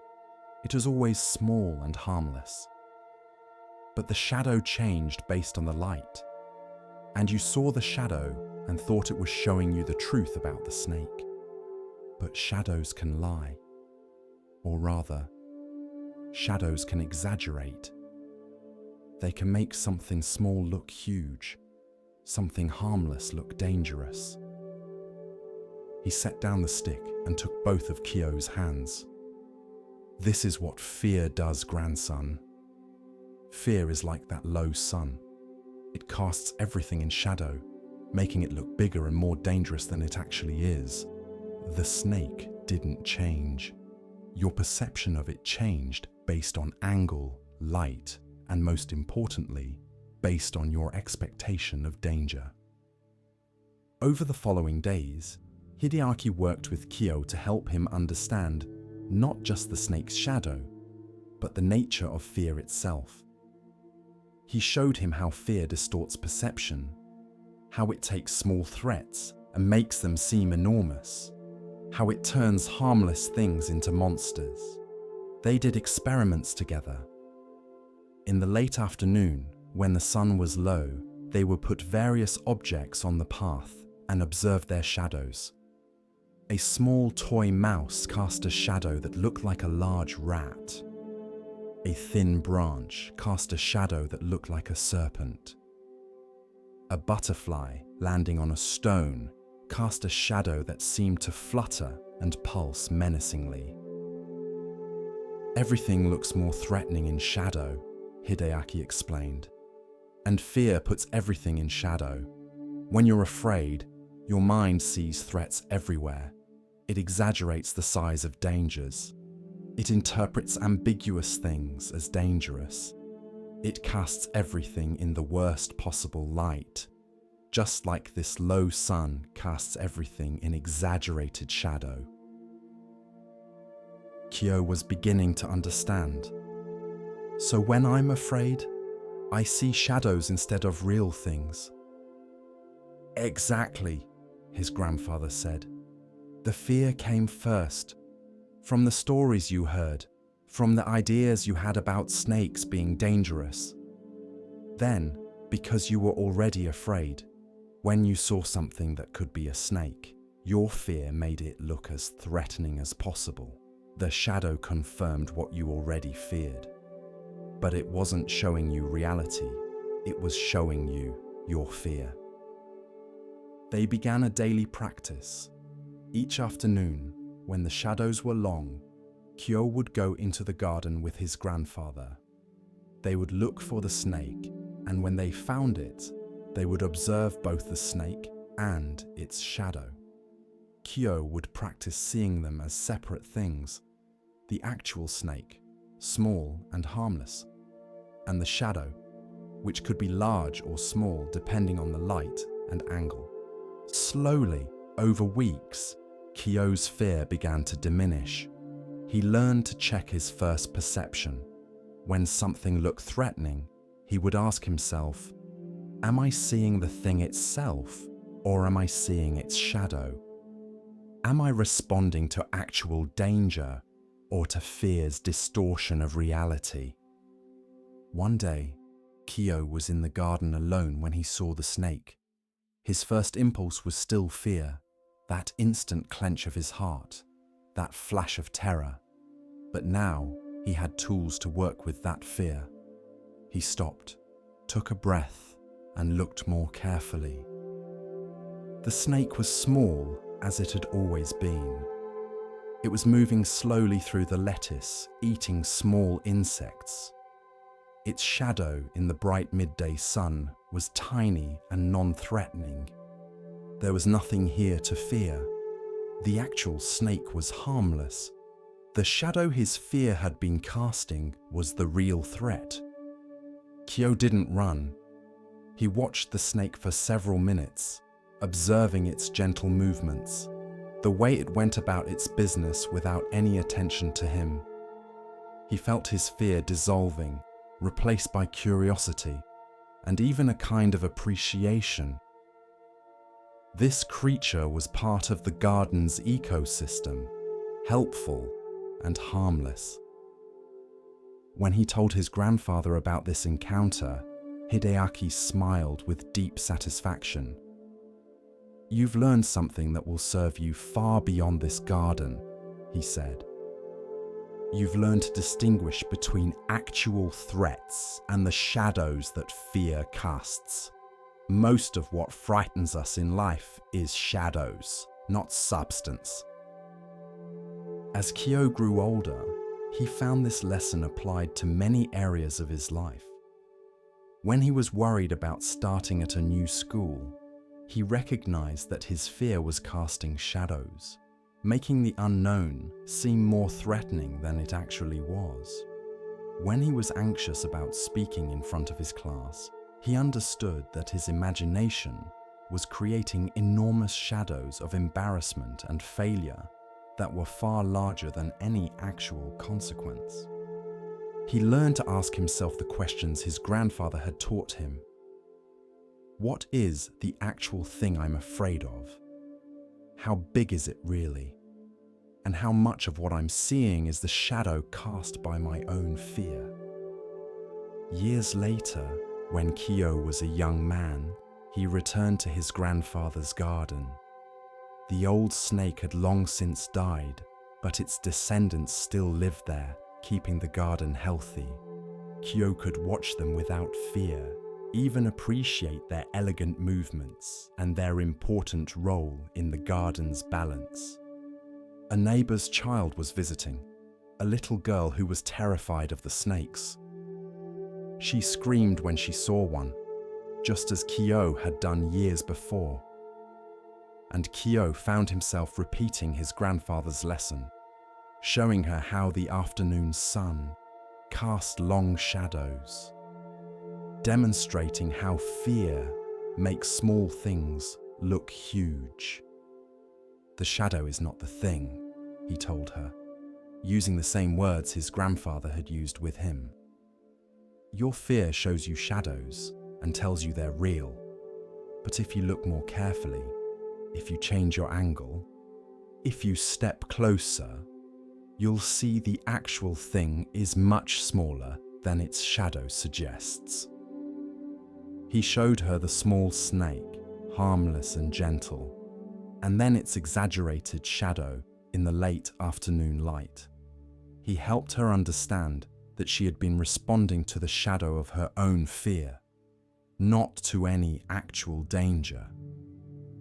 Hideaki, now very old, watched this teaching being passed down and felt deep satisfaction. This was wisdom that could transform a life.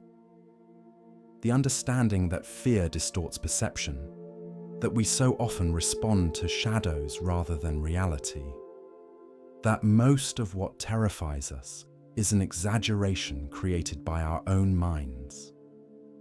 One evening, Hideaki and Kyo sat together in the garden as the sun set, casting long shadows across everything.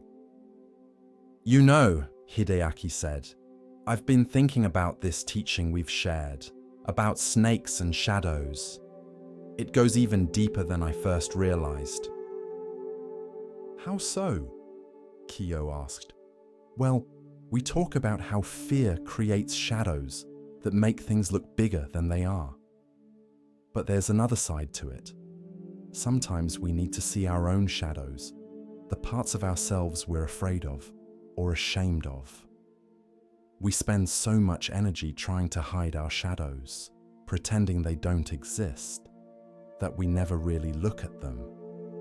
And anything we refuse to look at has power over us." He pointed to their own shadows, stretched long in the setting sun. "Your shadow is part of you. You can't separate from it.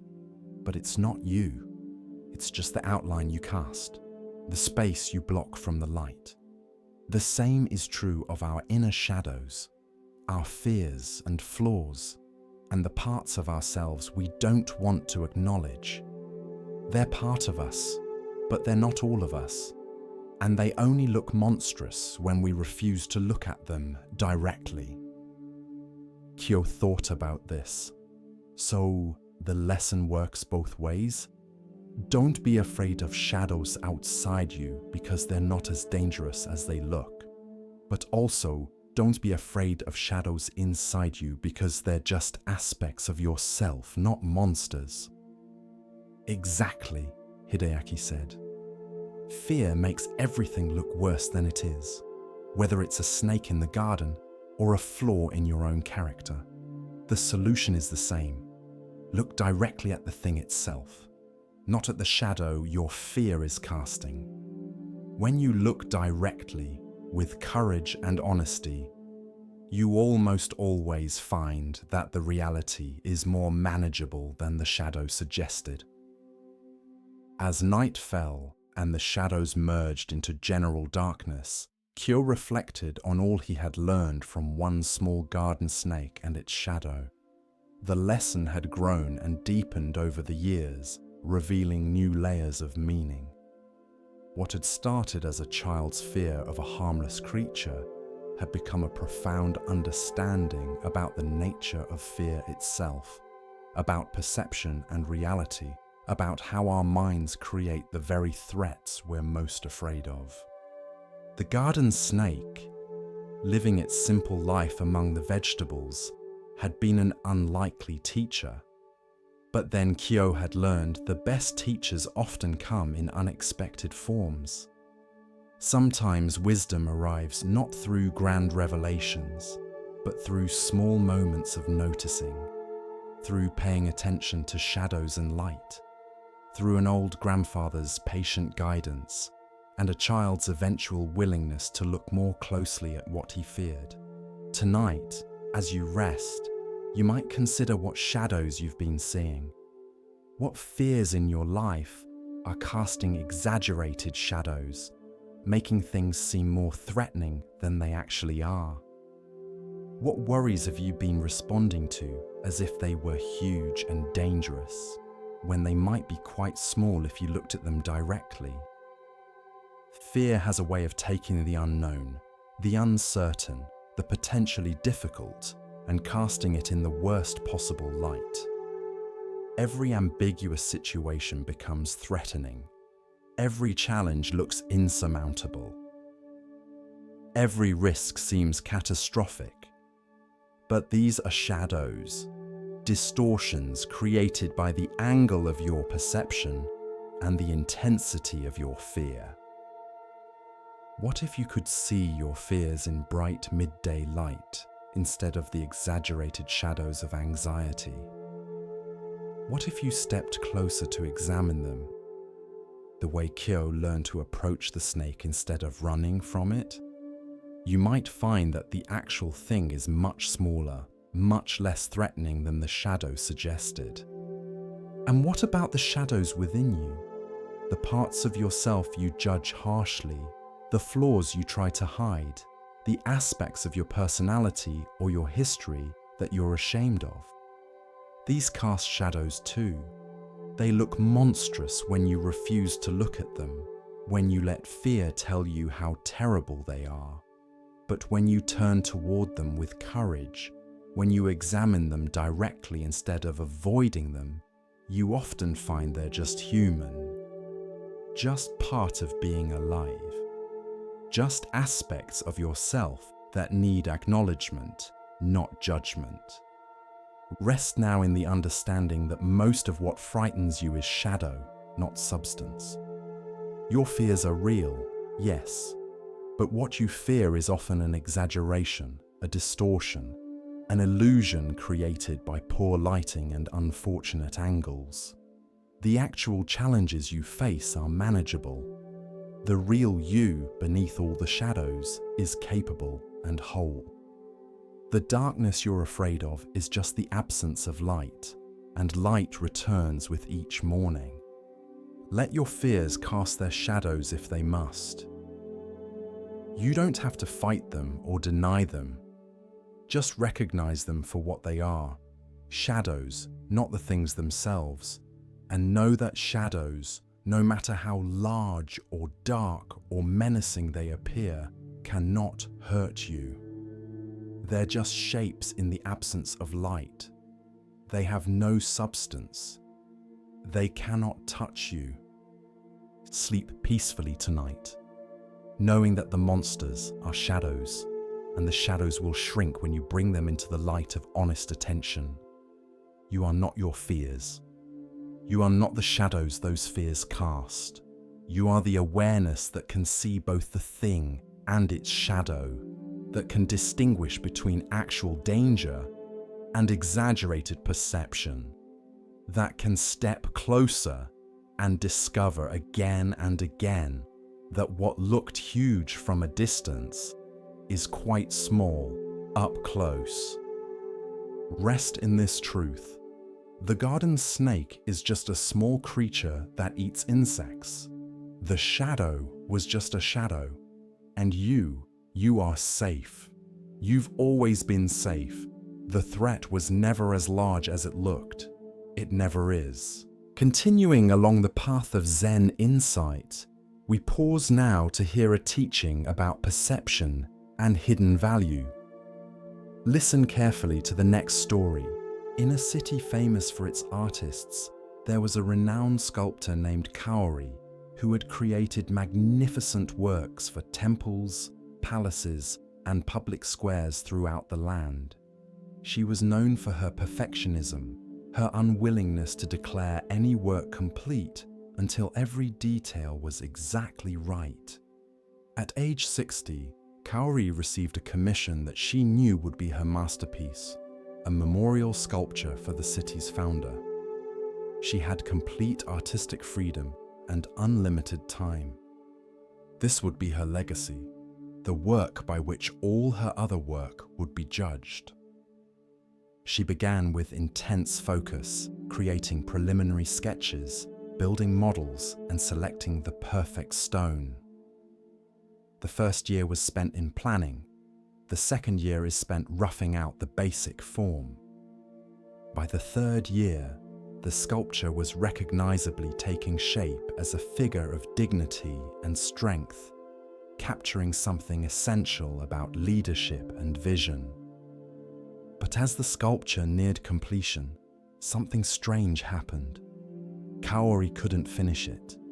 Every time she thought she was done, she would see another adjustment to make, another detail to refine, another element that wasn't quite right.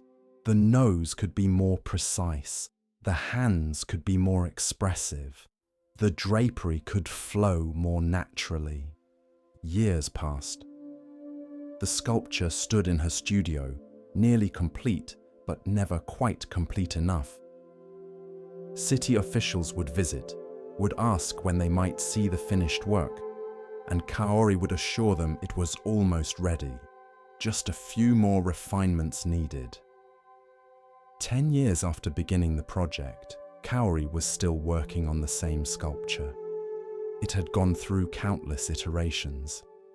Areas she had refined years earlier, she would redo, claiming her skills had improved, and she could do better now. The sculpture had become an obsession, a project that consumed her life but never reached completion. A young sculptor named Isamu, who admired Kaori's earlier work, came to apprentice with her. He expected to learn from watching a master complete her masterpiece. Instead, he found an old woman trapped in endless refinement, unable to stop working on a sculpture that had been nearly done for years. "Why don't you declare it finished?" Isamu finally asked, after watching Kaori rework the same hand for the third time since he arrived. "Because it's not perfect yet," Kaori replied. "I can see the ideal form in my mind. This stone version still falls short. I need to keep working until the stone matches the vision. But will it ever match? Isamu asked gently. Will the real sculpture ever match the perfect one in your imagination? Kaori had no answer. She had never asked herself this question.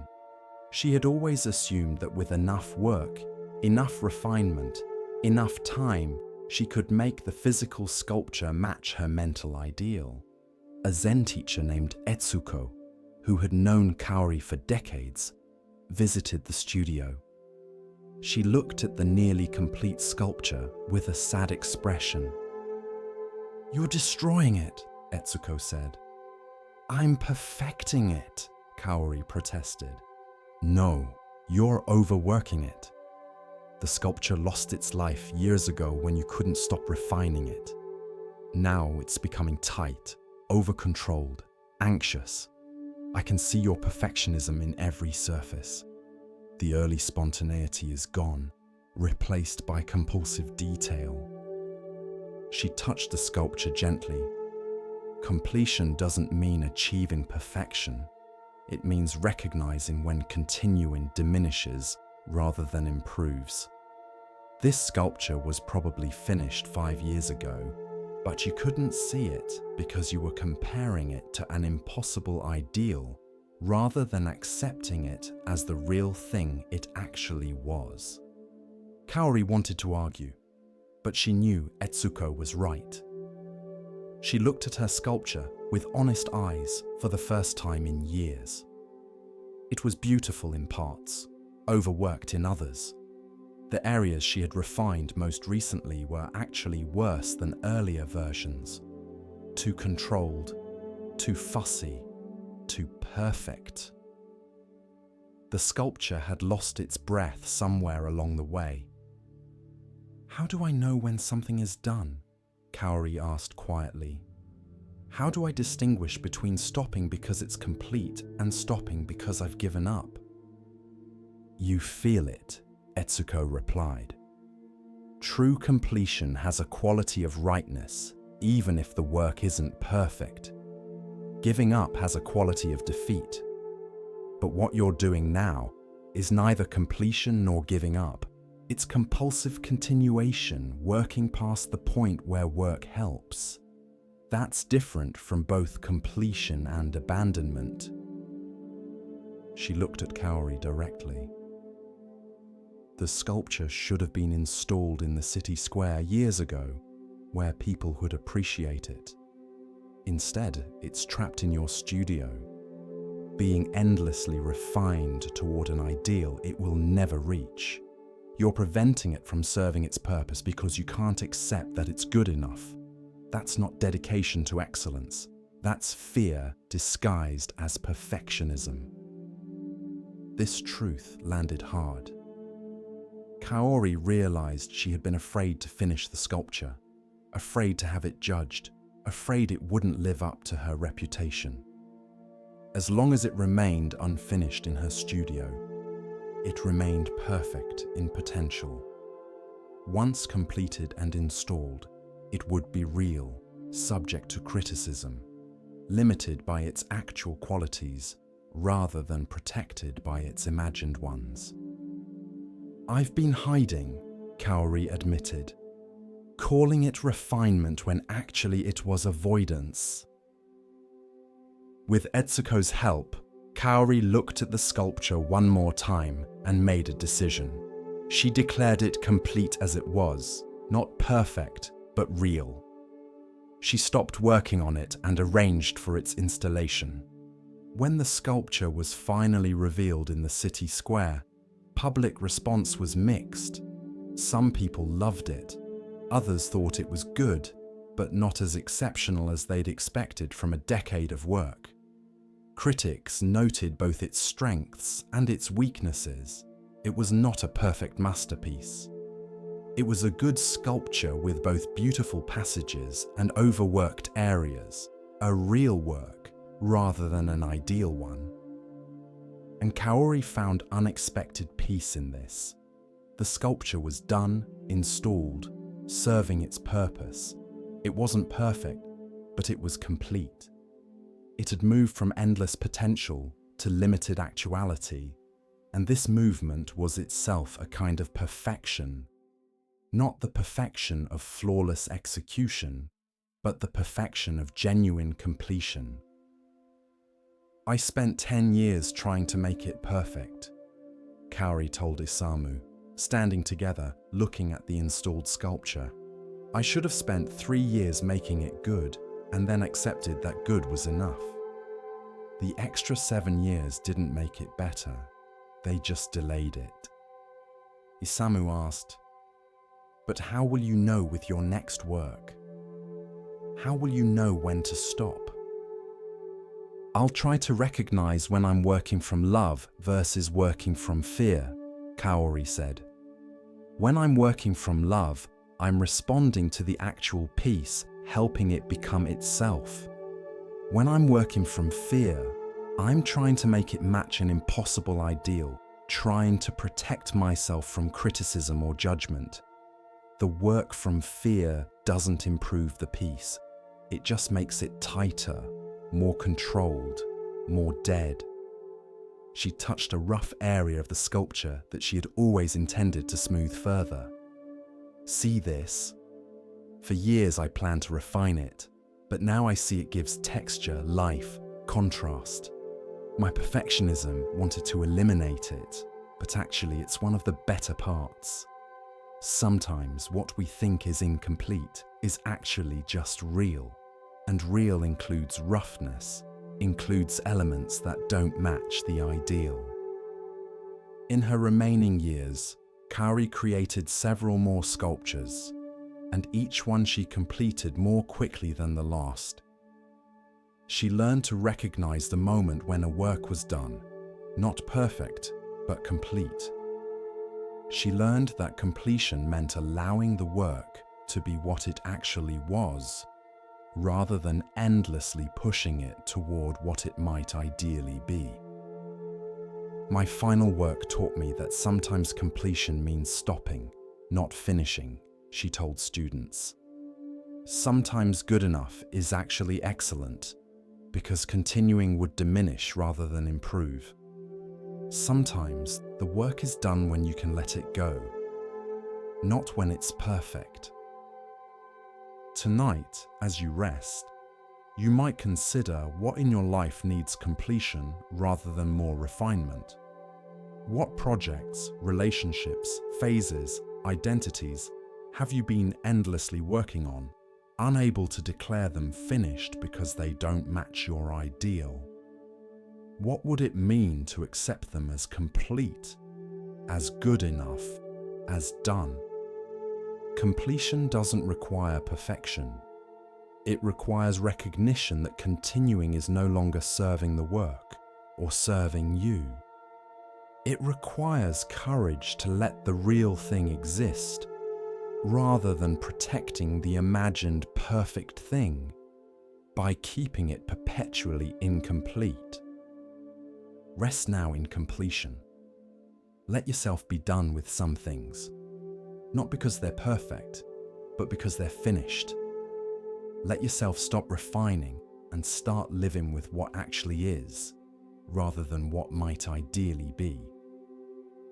The sculptor's final work teaches that holding on too long destroys as surely as letting go too early. Learn to recognize the difference, and then, when it's time, let go. There was a young man named Koji whose father had died, leaving substantial debts. The creditors came to Koji expecting him to assume responsibility for his father's obligations.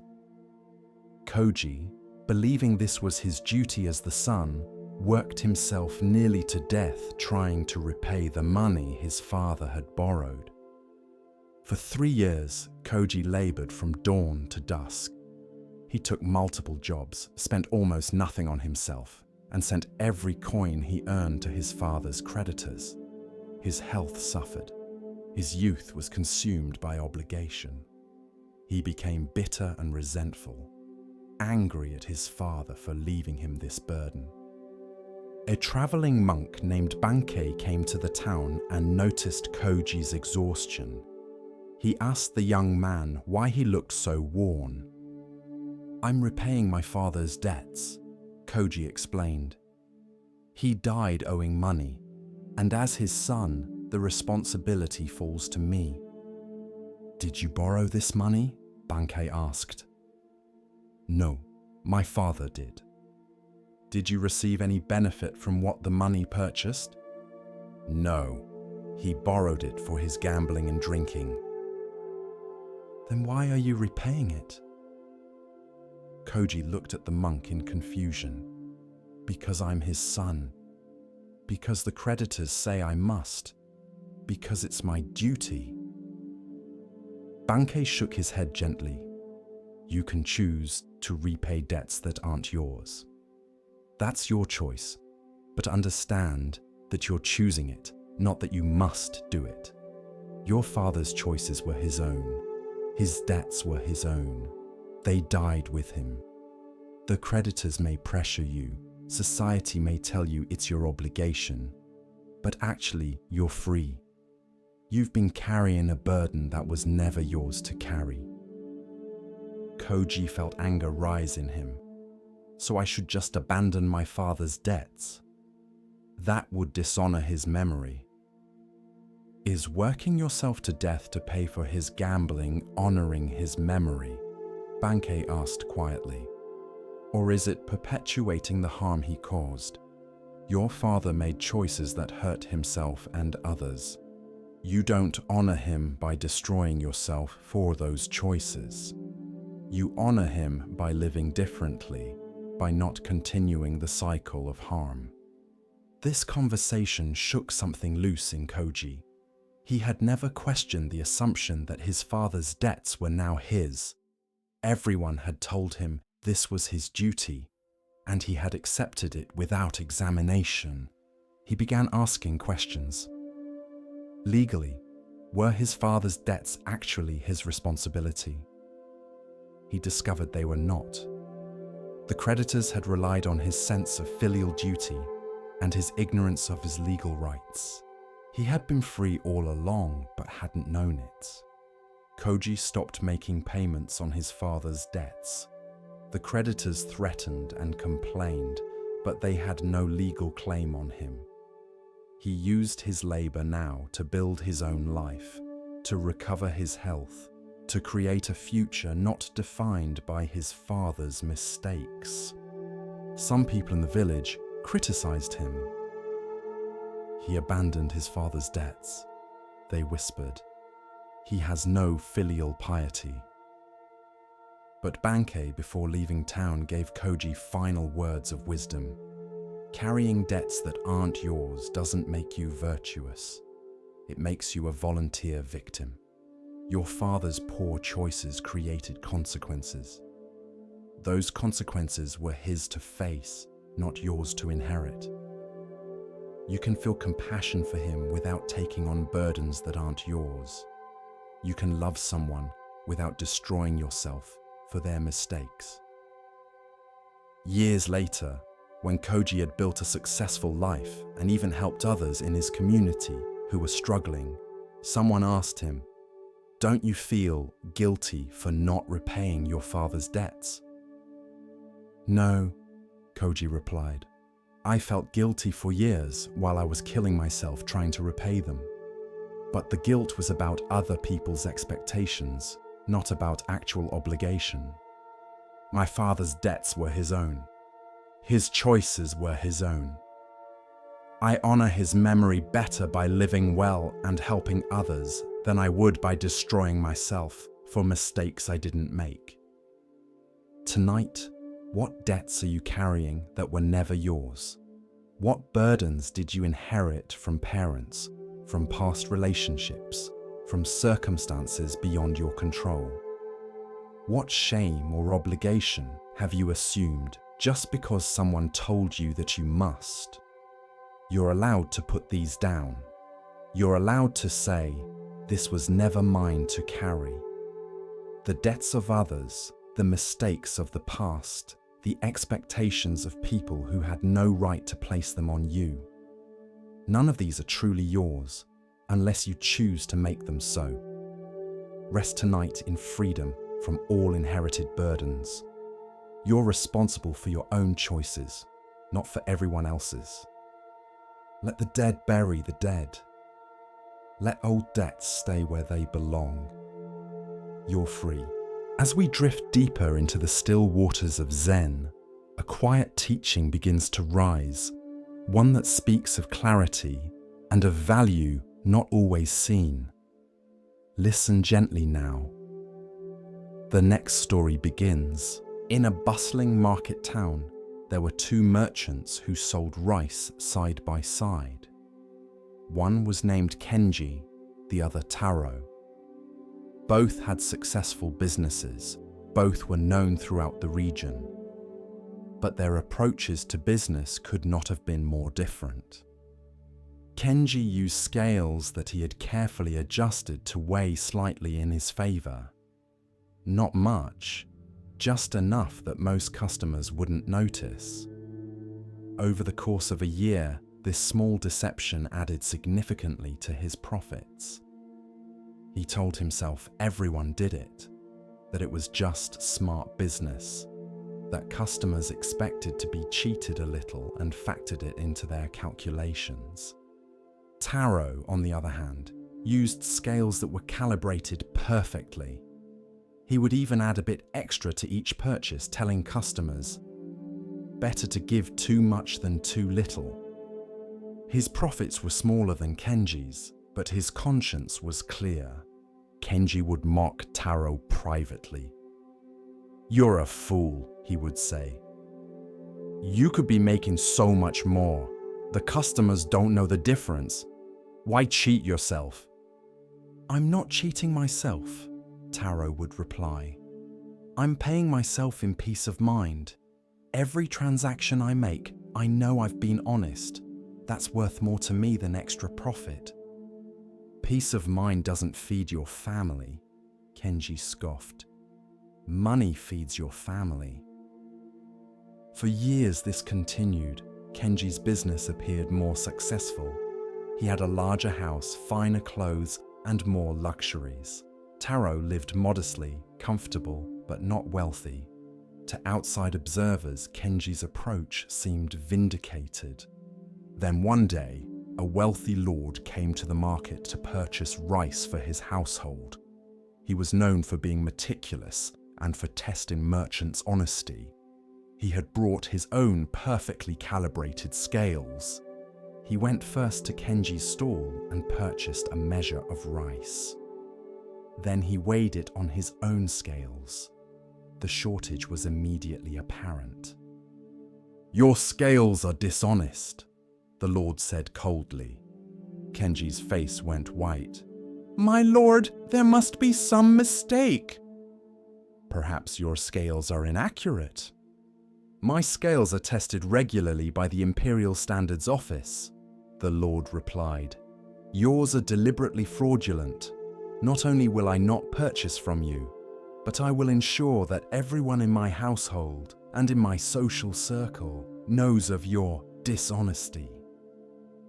The lord then went to Taro's stall and made the same purchase. When he weighed it on his own scales, he found that Taro had actually given more than the agreed upon amount. "Your scales are generous," the lord said with approval. "I prefer to err on the side of giving too much," Taro replied simply. "Then you have earned my business and my recommendation," the lord said. "From now on, all the rice for my household will be purchased from you, and I will tell others of your integrity."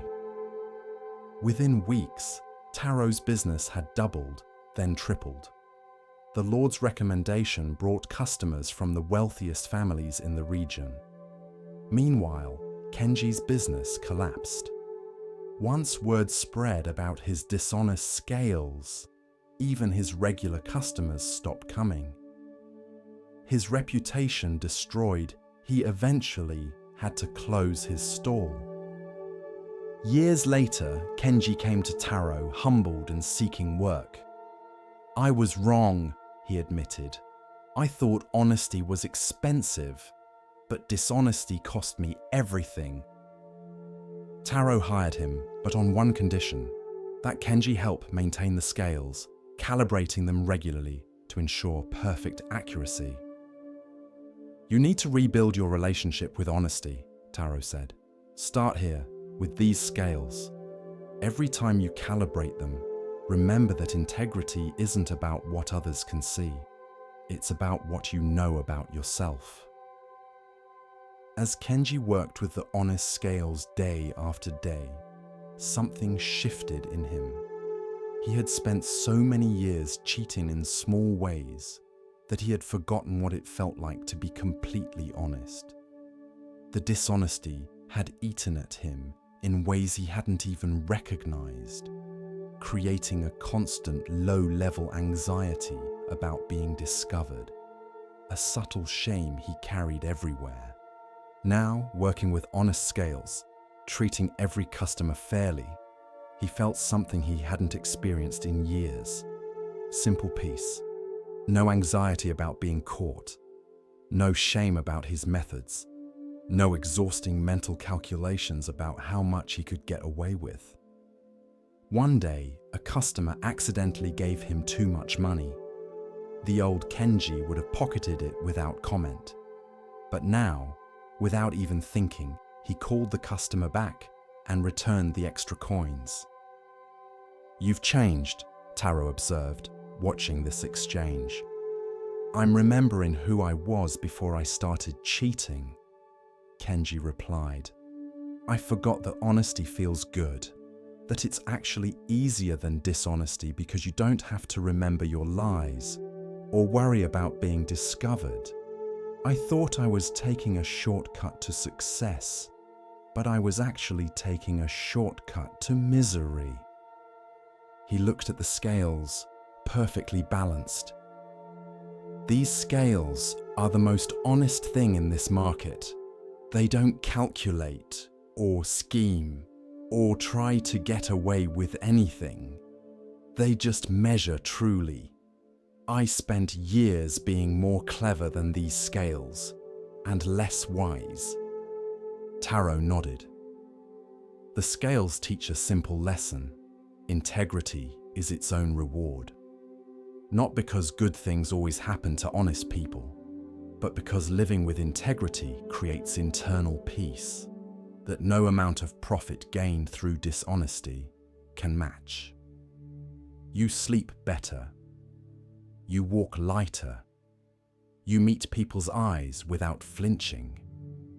These things have value that can't be measured in coins. A young merchant who was just starting came to Taro for advice. "Everyone says I should adjust my scales just a little, that it's how business is done. But it feels wrong. What should I do?" Taro had Kenji answer. "I spent 20 years cheating," Kenji said, "and I'll spend the rest of my life trying to restore the character I damaged in myself. The extra profit wasn't worth it, not even close. Your scales are a mirror of your character. Keep them honest, and you keep yourself honest. Cheat them, and you cheat yourself in ways that matter far more than money." The young merchant looked at Kenji with curiosity. "But didn't you make more money by cheating?" "For a while," Kenji admitted. "But I lost it all when my dishonesty was discovered. More importantly, I lost something that took much longer to rebuild. My ability to respect myself. Every time I looked in a mirror, I saw a cheat. Every time I counted my profits, I knew they were partly stolen. Every interaction with customers involved acting, pretending, and hiding what I really was. It was exhausting and corrosive." He gestured to the perfectly balanced scales. "These scales are at peace. They have nothing to hide, nothing to defend, nothing to remember or cover up. They just are what they are. That's what integrity gives you. The peace of being what you are without pretense or deception. It's the most valuable thing I've learned, and I learned it the hard way. Tonight, as you rest, you might consider your own scales. Where in your life are you adjusting the balance, even slightly in your own favor? Where are you being less than completely honest, with others or with yourself? These small dishonesties might seem insignificant, but they accumulate. They create a background noise of anxiety and shame that you carry everywhere. What would it feel like to calibrate your scales perfectly? To be completely honest, even when no one is watching, even when you could get away with a small deception. Not because of fear of being caught, but because integrity itself is the reward. Because living with honest scales creates an internal peace that no amount of clever advantage-taking can provide. Rest tonight in honesty. Let go of all the small ways you've been adjusting the scales. Let go of the exhausting mental work of maintaining deceptions. Be like the perfectly balanced scale, true, honest, at peace with what you are. The reward isn't somewhere in the future. The reward is the immediate relief of no longer having to hide, to calculate, to worry about being discovered. Honest scales don't lie awake at night. Neither do honest hearts. With each breath, we continue our journey through the wisdom of Zen, where the smallest stone may hold the greatest truth. Here starts the next story. In a village where strong winds frequently blew down from the mountains, there was a grove of trees that included many different species.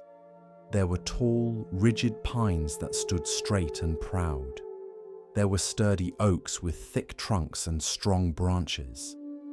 And among these impressive trees, there grew a single weeping willow, whose branches hung down gracefully, swaying with every breeze. A young carpenter named Riku would come to this grove to select wood for his work. He admired the strong, straight pines and the solid oaks.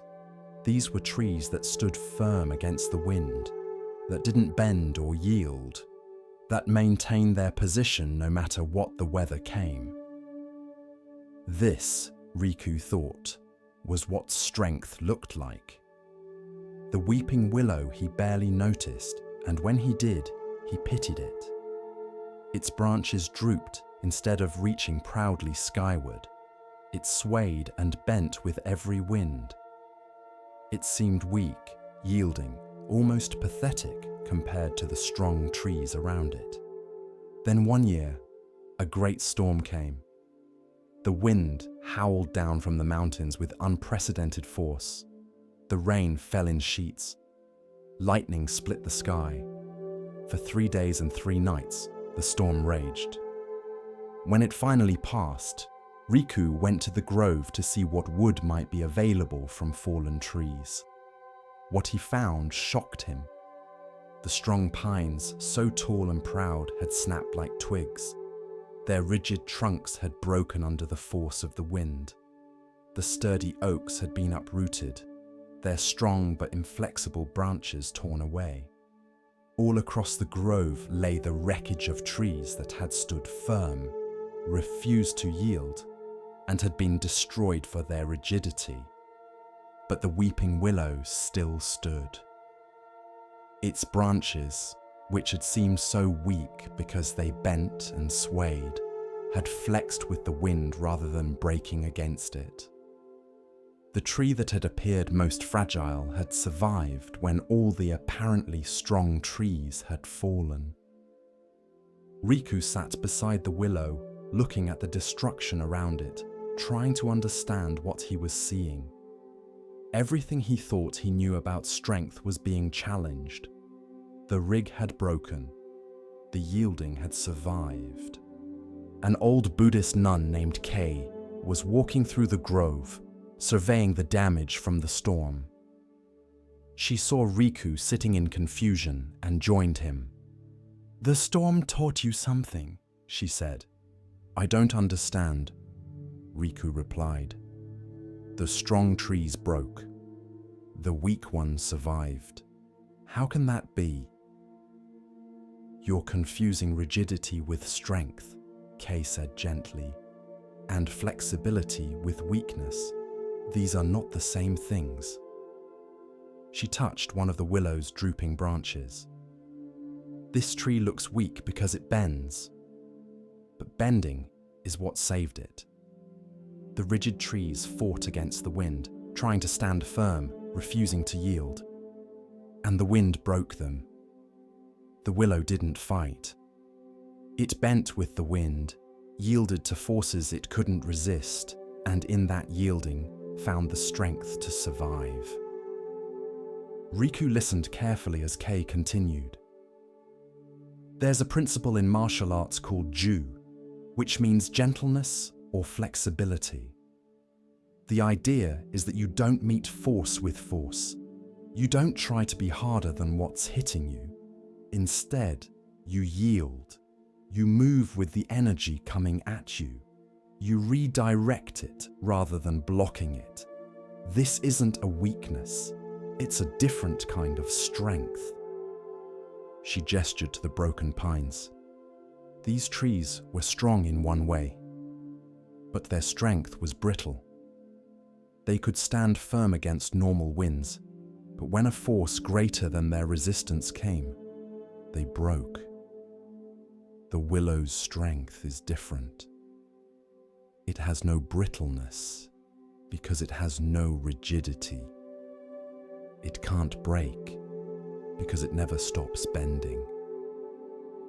Over the following weeks, Riku began to see this principle everywhere.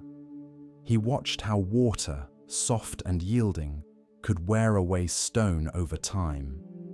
He noticed how the most rigid people in the village were often the most fragile when things didn't go their way. He observed how the people who could adapt and bend were often the ones who survived life's storms most intact. He changed his approach to carpentry. Instead of always seeking the hardest, most rigid woods, he began to appreciate woods with some flexibility, some give. He learned to work with the wood's natural tendencies rather than trying to force it into shapes it didn't want to take. His furniture became known for being both strong and graceful, able to bear weight while having a quality of flow and ease. But the deeper lesson was about how he lived his own life. Riku had always prided himself on being firm in his opinions, rigid in his principles, unwavering in his positions.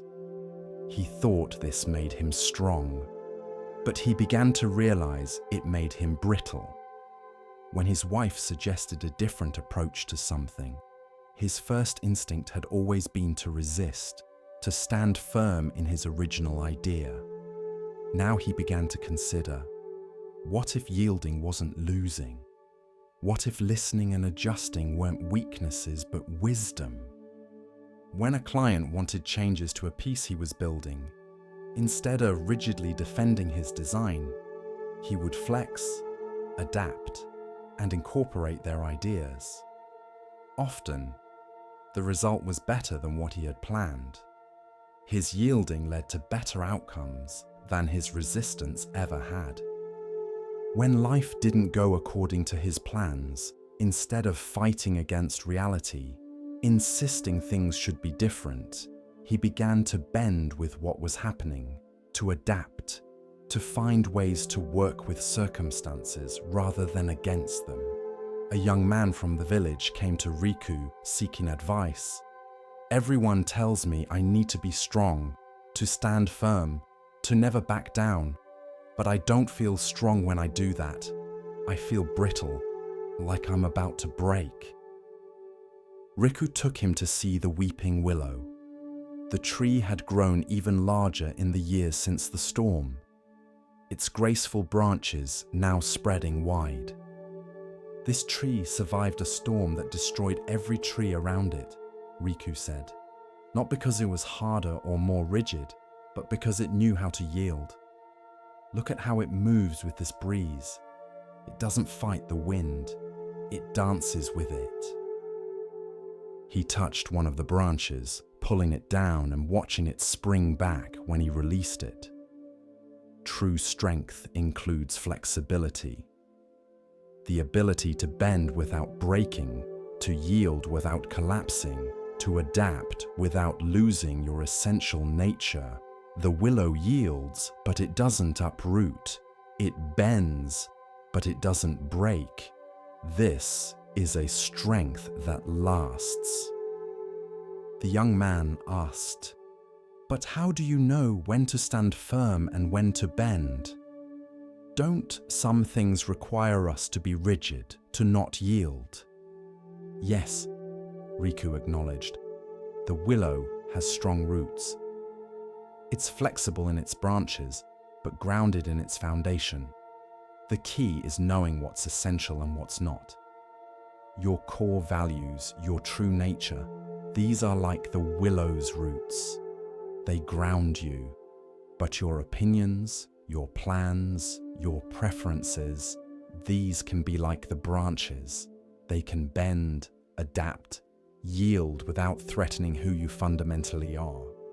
He gestured to where the oak and pine had once stood. These trees tried to keep everything rigid. Every branch, every position. They couldn't distinguish between what was essential to hold firm and what could be released. So when the great test came, they lost everything. The willow knew what to hold and what to release. It held its roots and released its branches to the wind. That's wisdom. Years later, the weeping willow became a teaching symbol in the village. Parents would bring children to see it, telling them the story of the great storm. Teachers would use it to illustrate the difference between rigidity and strength. Couples in conflict would sit beneath it, reminding themselves that yielding to each other wasn't losing, but creating a relationship that could weather storms. Riku, now an old man, would still visit the willow regularly. He had learned his lesson deeply. His life had brought many storms, many winds that could have broken him if he had stood rigid against them. But he had learned to bend, to yield, to move with forces he couldn't resist. And like the willow, he had survived, even thrived, not despite his flexibility, but because of it. One day, a master carpenter from the capital came to the village seeking Riku's advice. "I'm known for my rigid standards, my unwillingness to compromise," the master said. "But I'm miserable, and my relationships are all strained. People say I should learn from you." Riku took him to the willow. "What do you see?" "A tree with drooping branches. It looks weak." "It's the only tree that survived the great storm. Everything that looked strong broke. This tree that looks weak stood firm, not through rigidity, but through flexibility." He let this sink in before continuing. "Your rigidity feels like strength because you're in control, imposing your will, but it's actually brittleness. When life brings forces stronger than your will, you'll break. Learn to bend. Learn to yield. Not in your core principles, but in your attachment to having everything your way.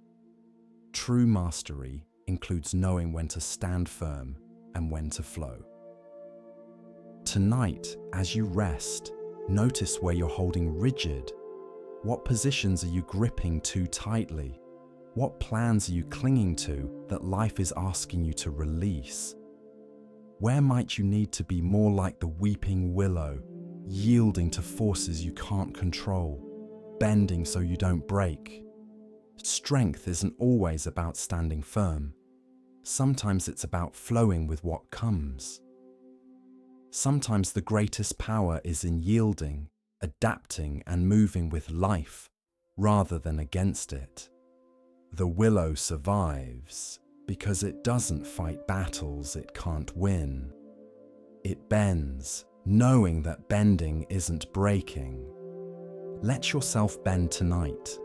Let yourself yield to rest, to uncertainty, to whatever is. Don't be rigid in your expectations of how this should feel or what should happen. Flow like the willow's branches in the wind, trusting that your roots are strong enough to hold you even as you move with forces beyond your control. Yielding isn't weakness, it's wisdom. And tonight, it's the way to deep rest. The path of Zen unfolds like morning mist, soft and patient. In this next tale, we are invited to see, beyond appearance, into essence. Listen carefully to the next story. In a temple nestled among bamboo groves, there burned a single candle that had been lit from a flame kept burning for 300 years. Each night, the temple keeper would light a new candle from the old one before it burned down completely, ensuring the ancient flame continued without interruption. The current temple keeper was a young monk named Daichi who had inherited this duty from his teacher. Each evening, he would perform the ritual mechanically, barely paying attention. Light the new candle, let the old one burn out, and return to his other tasks. It seemed like such a simple, repetitive chore. One evening, as Daichi prepared to light the new candle from the old, his teacher appeared beside him. "Watch the flame," his teacher said quietly. Daichi watched. The candle had burned nearly to its base. The flame flickered, small and delicate, drawing on the last of the wax. "This flame has only moments left," his teacher continued. "Soon it will go out. Does knowing this change how you see it?" Daichi looked more carefully. The flame seemed somehow more beautiful now, more precious. Each flicker felt significant, knowing there were only a few left.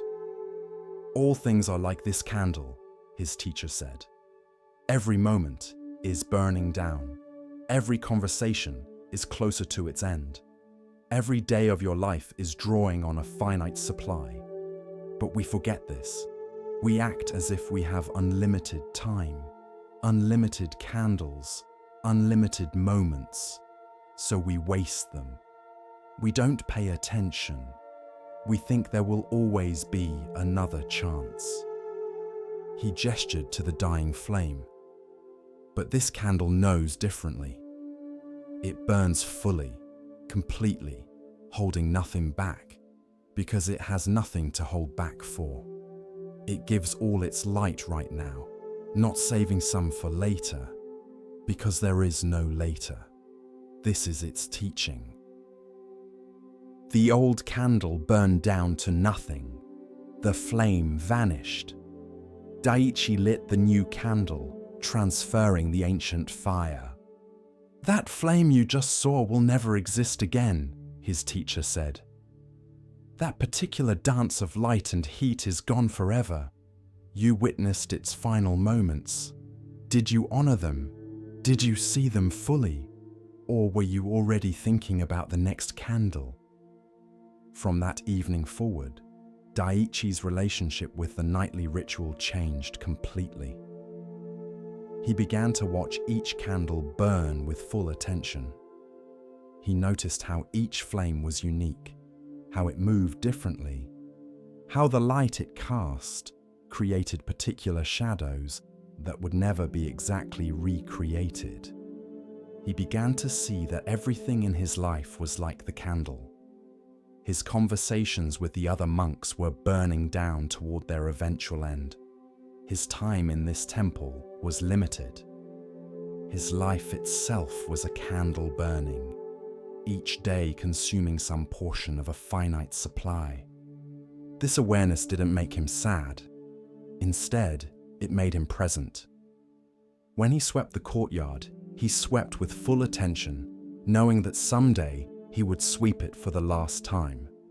When he ate, he tasted his food completely, knowing that each meal was unrepeatable.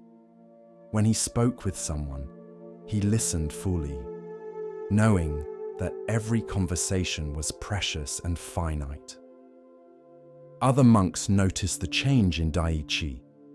He seemed more alive somehow, more engaged, more appreciative of ordinary moments. "What happened to you?" a fellow monk asked. "You seem different." Daiichi smiled. "I learned to see endings," he said. "Not as sad things, but as teachers. When you know something will end, you treasure it. When you remember you're burning down like a candle, you stop saving your light for later and burn fully now." Years later, when Daiichi became the head teacher of the temple, he would bring students to witness the nightly lighting of the candles. He would make them watch the old candle's final moments, really watch, giving those last flickers of light their full attention. "This is how to live," he would tell them. "Not by pretending you'll last forever, but by remembering you won't. Not by fearing the end, but by letting the end teach you how precious the middle is. Burn fully. Give your light completely. Hold nothing back. Because like this candle, you have no guarantee of another moment beyond this one." Tonight, as you settle into rest, you might remember that this day has ended. It burned down moment by moment, and now it's gone. Tomorrow is not guaranteed. This moment, right now, is all you truly have. Does this awareness make you anxious? Or does it help you let go, knowing that clinging serves no purpose when everything is temporary? Does it make you sad? Or does it help you appreciate what's here while it's here? You are a candle burning, not slowly dying, but fully living, giving your light completely in each moment. And that light, however long it lasts, is enough. Rest now in the preciousness of this fleeting moment, this temporary life, this beautiful flame that burns brightly precisely because it doesn't last forever. In a monastery famous for its scholarly debates and philosophical discussions, there arrived a new student named May, who puzzled everyone by her silence. While other students constantly asked questions, challenged teachings, and engaged in elaborate discussions about Buddhist philosophy, May simply listened, nodded, and returned to her meditation. The other students found this frustrating. They were proud of their intellectual engagement, their ability to analyze complex concepts, and their sophisticated questions. May's silence seemed like a criticism of their approach, or worse, like she wasn't intelligent enough to participate. One day, after a particularly intense discussion about the nature of emptiness, a senior student named Takeo approached May. "You never ask questions," he said. "Don't you have doubts? Don't you want to understand these teachings more deeply?" May looked at him with clear, calm eyes. "I understand enough to practice," she said simply. "But there's so much complexity, so many layers of meaning. How can you not have questions?" "I have one question," May replied. "Am I suffering less? If my practice reduces suffering, then I'm understanding. If not, then no amount of questions and answers will help." Takeo was taken aback. He realized that despite all his questions and discussions, despite his vast accumulation of knowledge about Buddhist philosophy, he was just as anxious, just as unsettled as when he had arrived at the monastery. He knew more, certainly, but he suffered no less. The monastery's abbot, Master Gensho, had been observing Mei quietly. Unlike the other students who sought her out for teaching constantly, Mei seemed to learn by watching, by practicing, by experiencing directly, rather than by asking for explanations. One afternoon, Master Gensho was working in the garden when Mei came to help him. They worked together in silence for an hour, pulling weeds, tending plants. Finally, Gensho spoke. "You don't ask questions like the others. Why?" Mei continued her work for a moment before responding. "When I'm thirsty, I drink water. I don't ask about the chemistry of H2O or debate the philosophical implications of thirst. The direct experience of drinking satisfies thirst in a way that talking about water never could." She pulled another weed carefully, examining its roots before setting it aside. The other students have many questions about enlightenment, about emptiness, about the nature of mind. But they could discuss these things forever and never experience what the words point toward. I'd rather practice one moment with full attention than discuss 1,000 concepts about practice. Gensho smiled. "You understand something they haven't yet learned. The teachings are like a finger pointing at the moon. Most people study the finger endlessly, analyzing it, asking questions about it, debating its exact position. But you're looking where the finger points." Mei nodded.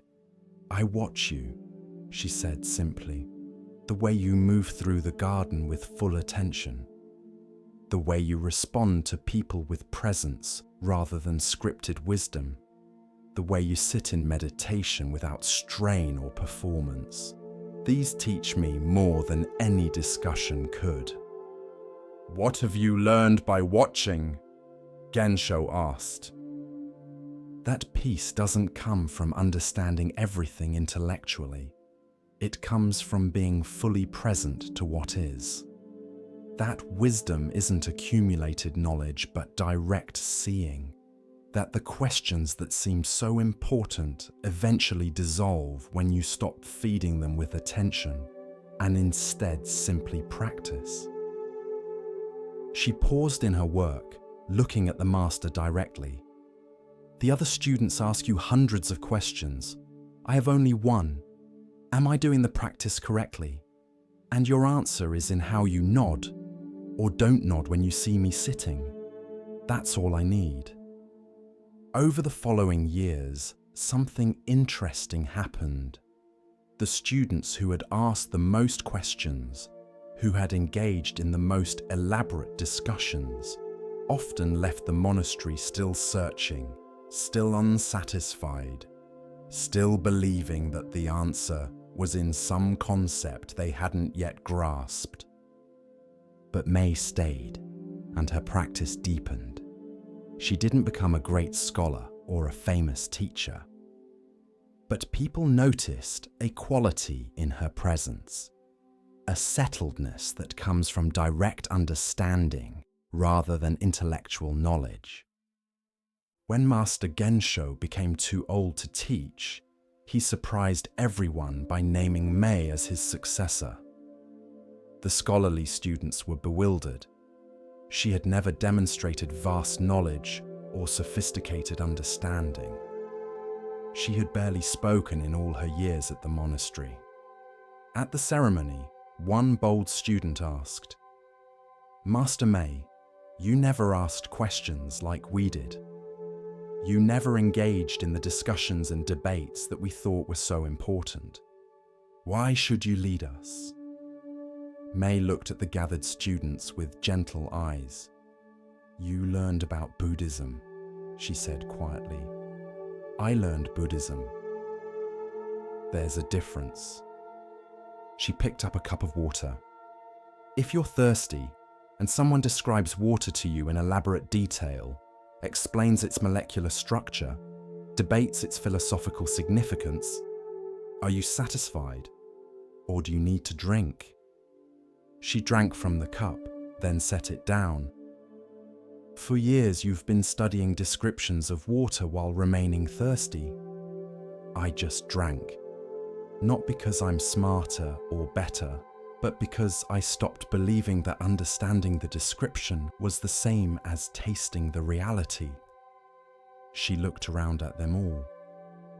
You can stay here and continue to ask questions if you wish. Questions are not wrong. Discussion is not wrong. But eventually, you might notice that the mind that asks endless questions is avoiding the practice that would make the questions unnecessary. Eventually, you might discover that some things can only be understood by direct experience, not by intellectual analysis. One student asked, "But how do we know if we're practicing correctly if we don't ask questions?" "Practice and watch what happens," May replied. "Are you kinder? Are you more patient? Are you suffering less? Is there more peace in your heart? These are not things you know by asking questions. These are things you know by looking honestly at your own experience." She stood to leave, then paused. "I'll tell you one more thing I learned by not asking questions. When your mind is quiet, when it's not constantly generating inquiries and debates and analysis, you can hear something deeper. You can hear the teaching that's always present, that doesn't need words, that comes from direct contact with reality itself. That's the teaching I chose to listen to. Tonight, as you rest, you might notice your own questioning mind. How many questions are running through your thoughts? Questions about tomorrow, about your life, about whether you're doing things right, about what it all means. What would happen if you let those questions rest for these hours of sleep? What if, instead of asking and analyzing and trying to figure everything out, you experience this moment directly? You don't need to understand everything to rest. You don't need to have all the answers to be at peace right now. Sometimes the wisest response to life's complexity is not another question, but a quiet presence. Not more analysis, but more direct experiencing. Not more words, but more silence in which to hear what words can never say. Let your questions burn themselves out tonight. Let your seeking mind rest. And in that rest, you might discover what May discovered. That direct experience often teaches what endless inquiry never can. In the hush of understanding, Zen offers us another glimpse of what it means to recognize worth not by weight or shine, but by presence. Here starts the next story. In a village known for its textiles, there lived a master weaver named Hana, whose tapestries were sought after throughout the region. Her work was meticulous, each thread placed with precision, each pattern executed exactly as planned. She would design a piece completely in her mind before beginning, then weave it exactly as envisioned, allowing no deviation from her original plan. One day, Hana was working on her most ambitious piece yet, a large tapestry commissioned by a wealthy patron. She had been weaving for 3 weeks, and the pattern was emerging beautifully, exactly as she had planned it. The colors flowed in perfect harmony, the design unfolding with mathematical precision. Then disaster struck. As she reached for a spool of thread, her elbow knocked over a cup of tea.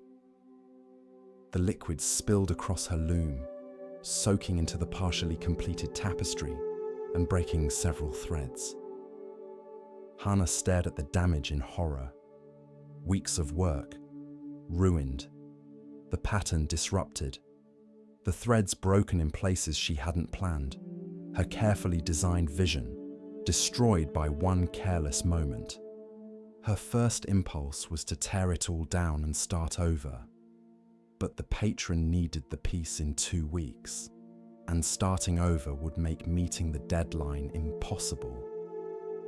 She would have to work with the damaged tapestry somehow. For a full day, Hannah sat before the loom, paralyzed by frustration and disappointment.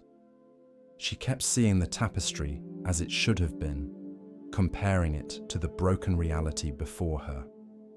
Every time she looked at the damaged sections, she felt her failure. Finally, her grandmother, who had taught Hannah to weave, came to visit. The old woman looked at the damaged tapestry for a long time, saying nothing.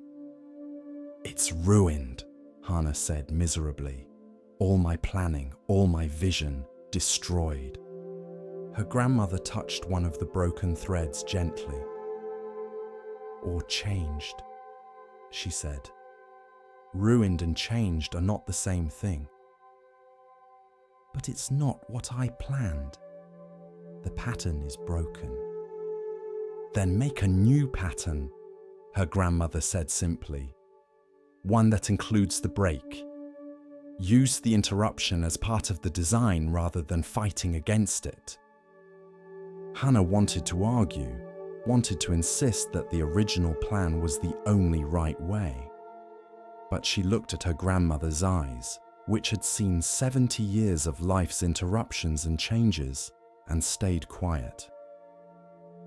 "When I was your age," her grandmother said, settling into a chair, "I believed that good weaving meant perfect execution of a predetermined plan. Any deviation was failure. Any interruption was disaster. I would throw away pieces that didn't match my vision, even if they were beautiful in their own way." She smiled, remembering. "Then one year, I was weaving a ceremonial cloth for a temple. I had planned an elaborate pattern of lotus flowers, but halfway through, I became very ill. I couldn't work for 2 months. When I finally returned to the loom, I had forgotten exactly what I'd planned. My hands had changed from the illness. My eyes saw colors slightly differently. I couldn't recreate my original vision even if I tried." "What did you do?" Hannah asked. "I wept at first," her grandmother admitted. "I felt like I had failed. But then I started weaving again, not trying to force my memory of the original plan, but responding to what was actually there on the loom. Where I had forgotten the exact pattern, I improvised. Where my hands moved differently, I let them. Where my changed eyes saw colors differently, I trusted them." She leaned forward, and you know what? That piece became the most celebrated work I ever created. People still talk about it. They say it has a quality that my other work doesn't have, a kind of depth and authenticity. Because it wasn't just my plan executed perfectly. It was my plan interrupted by life, changed by circumstance, transformed by letting go of control. Hannah looked at her damaged tapestry with new eyes. What if she stopped seeing it as her failed plan and started seeing it as an opportunity? What if the broken threads weren't mistakes but invitations to create something she never would have imagined? She began to weave again, but differently.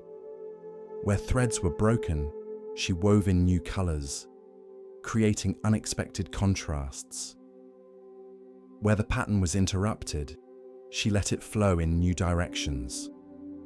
Where tea stains had discolored sections, she added complementary shades that made the stains look intentional, like watercolor washes. The work became a dialogue between her original plan and the accidents that had interrupted it. She found herself excited by this conversation, by the surprise of not knowing exactly what would emerge, by the creativity required to work with interruption rather than against it. 2 weeks later, when she delivered the finished tapestry to the patron, she held her breath. It was not what she had promised.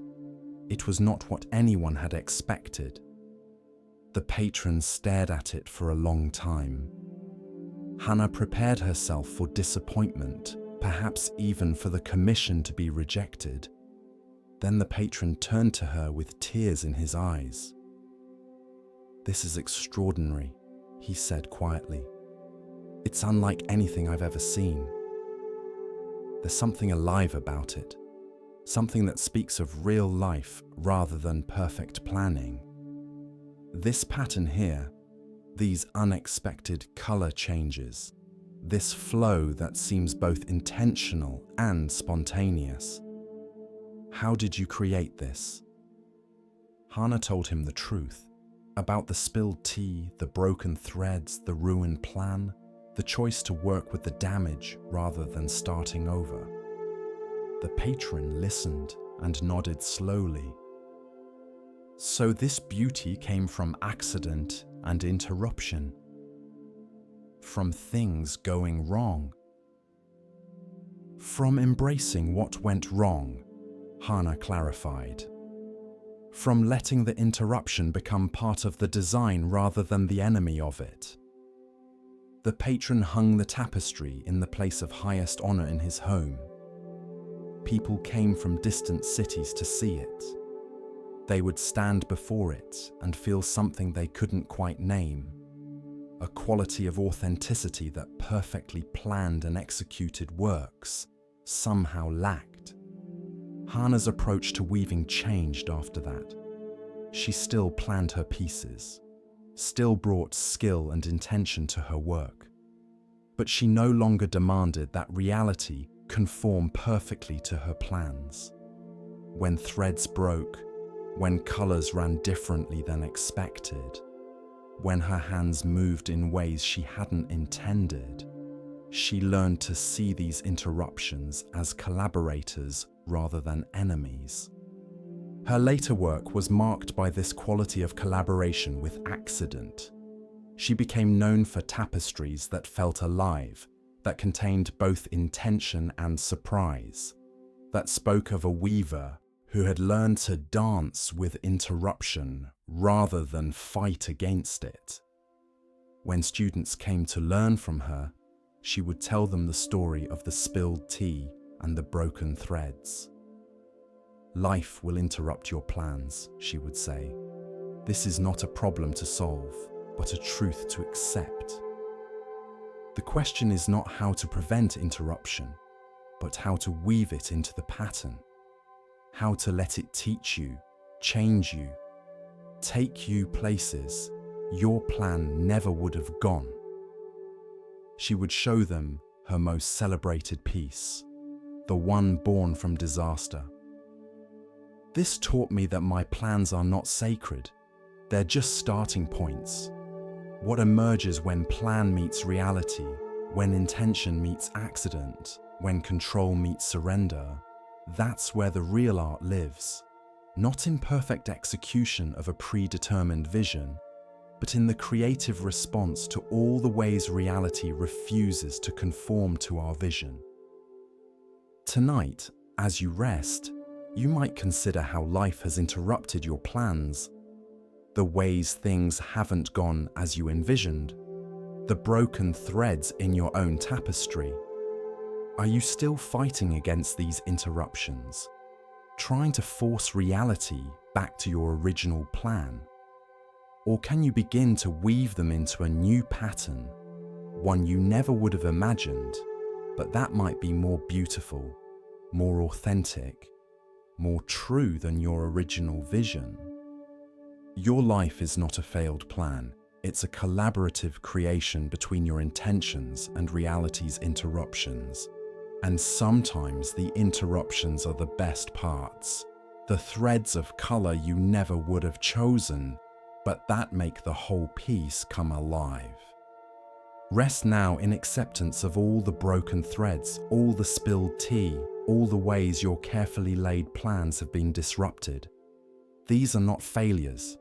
They're invitations to create something new, something real.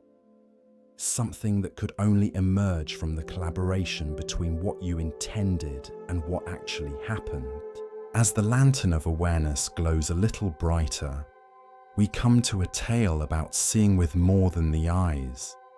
Let the stillness guide you now, and listen carefully to the next story.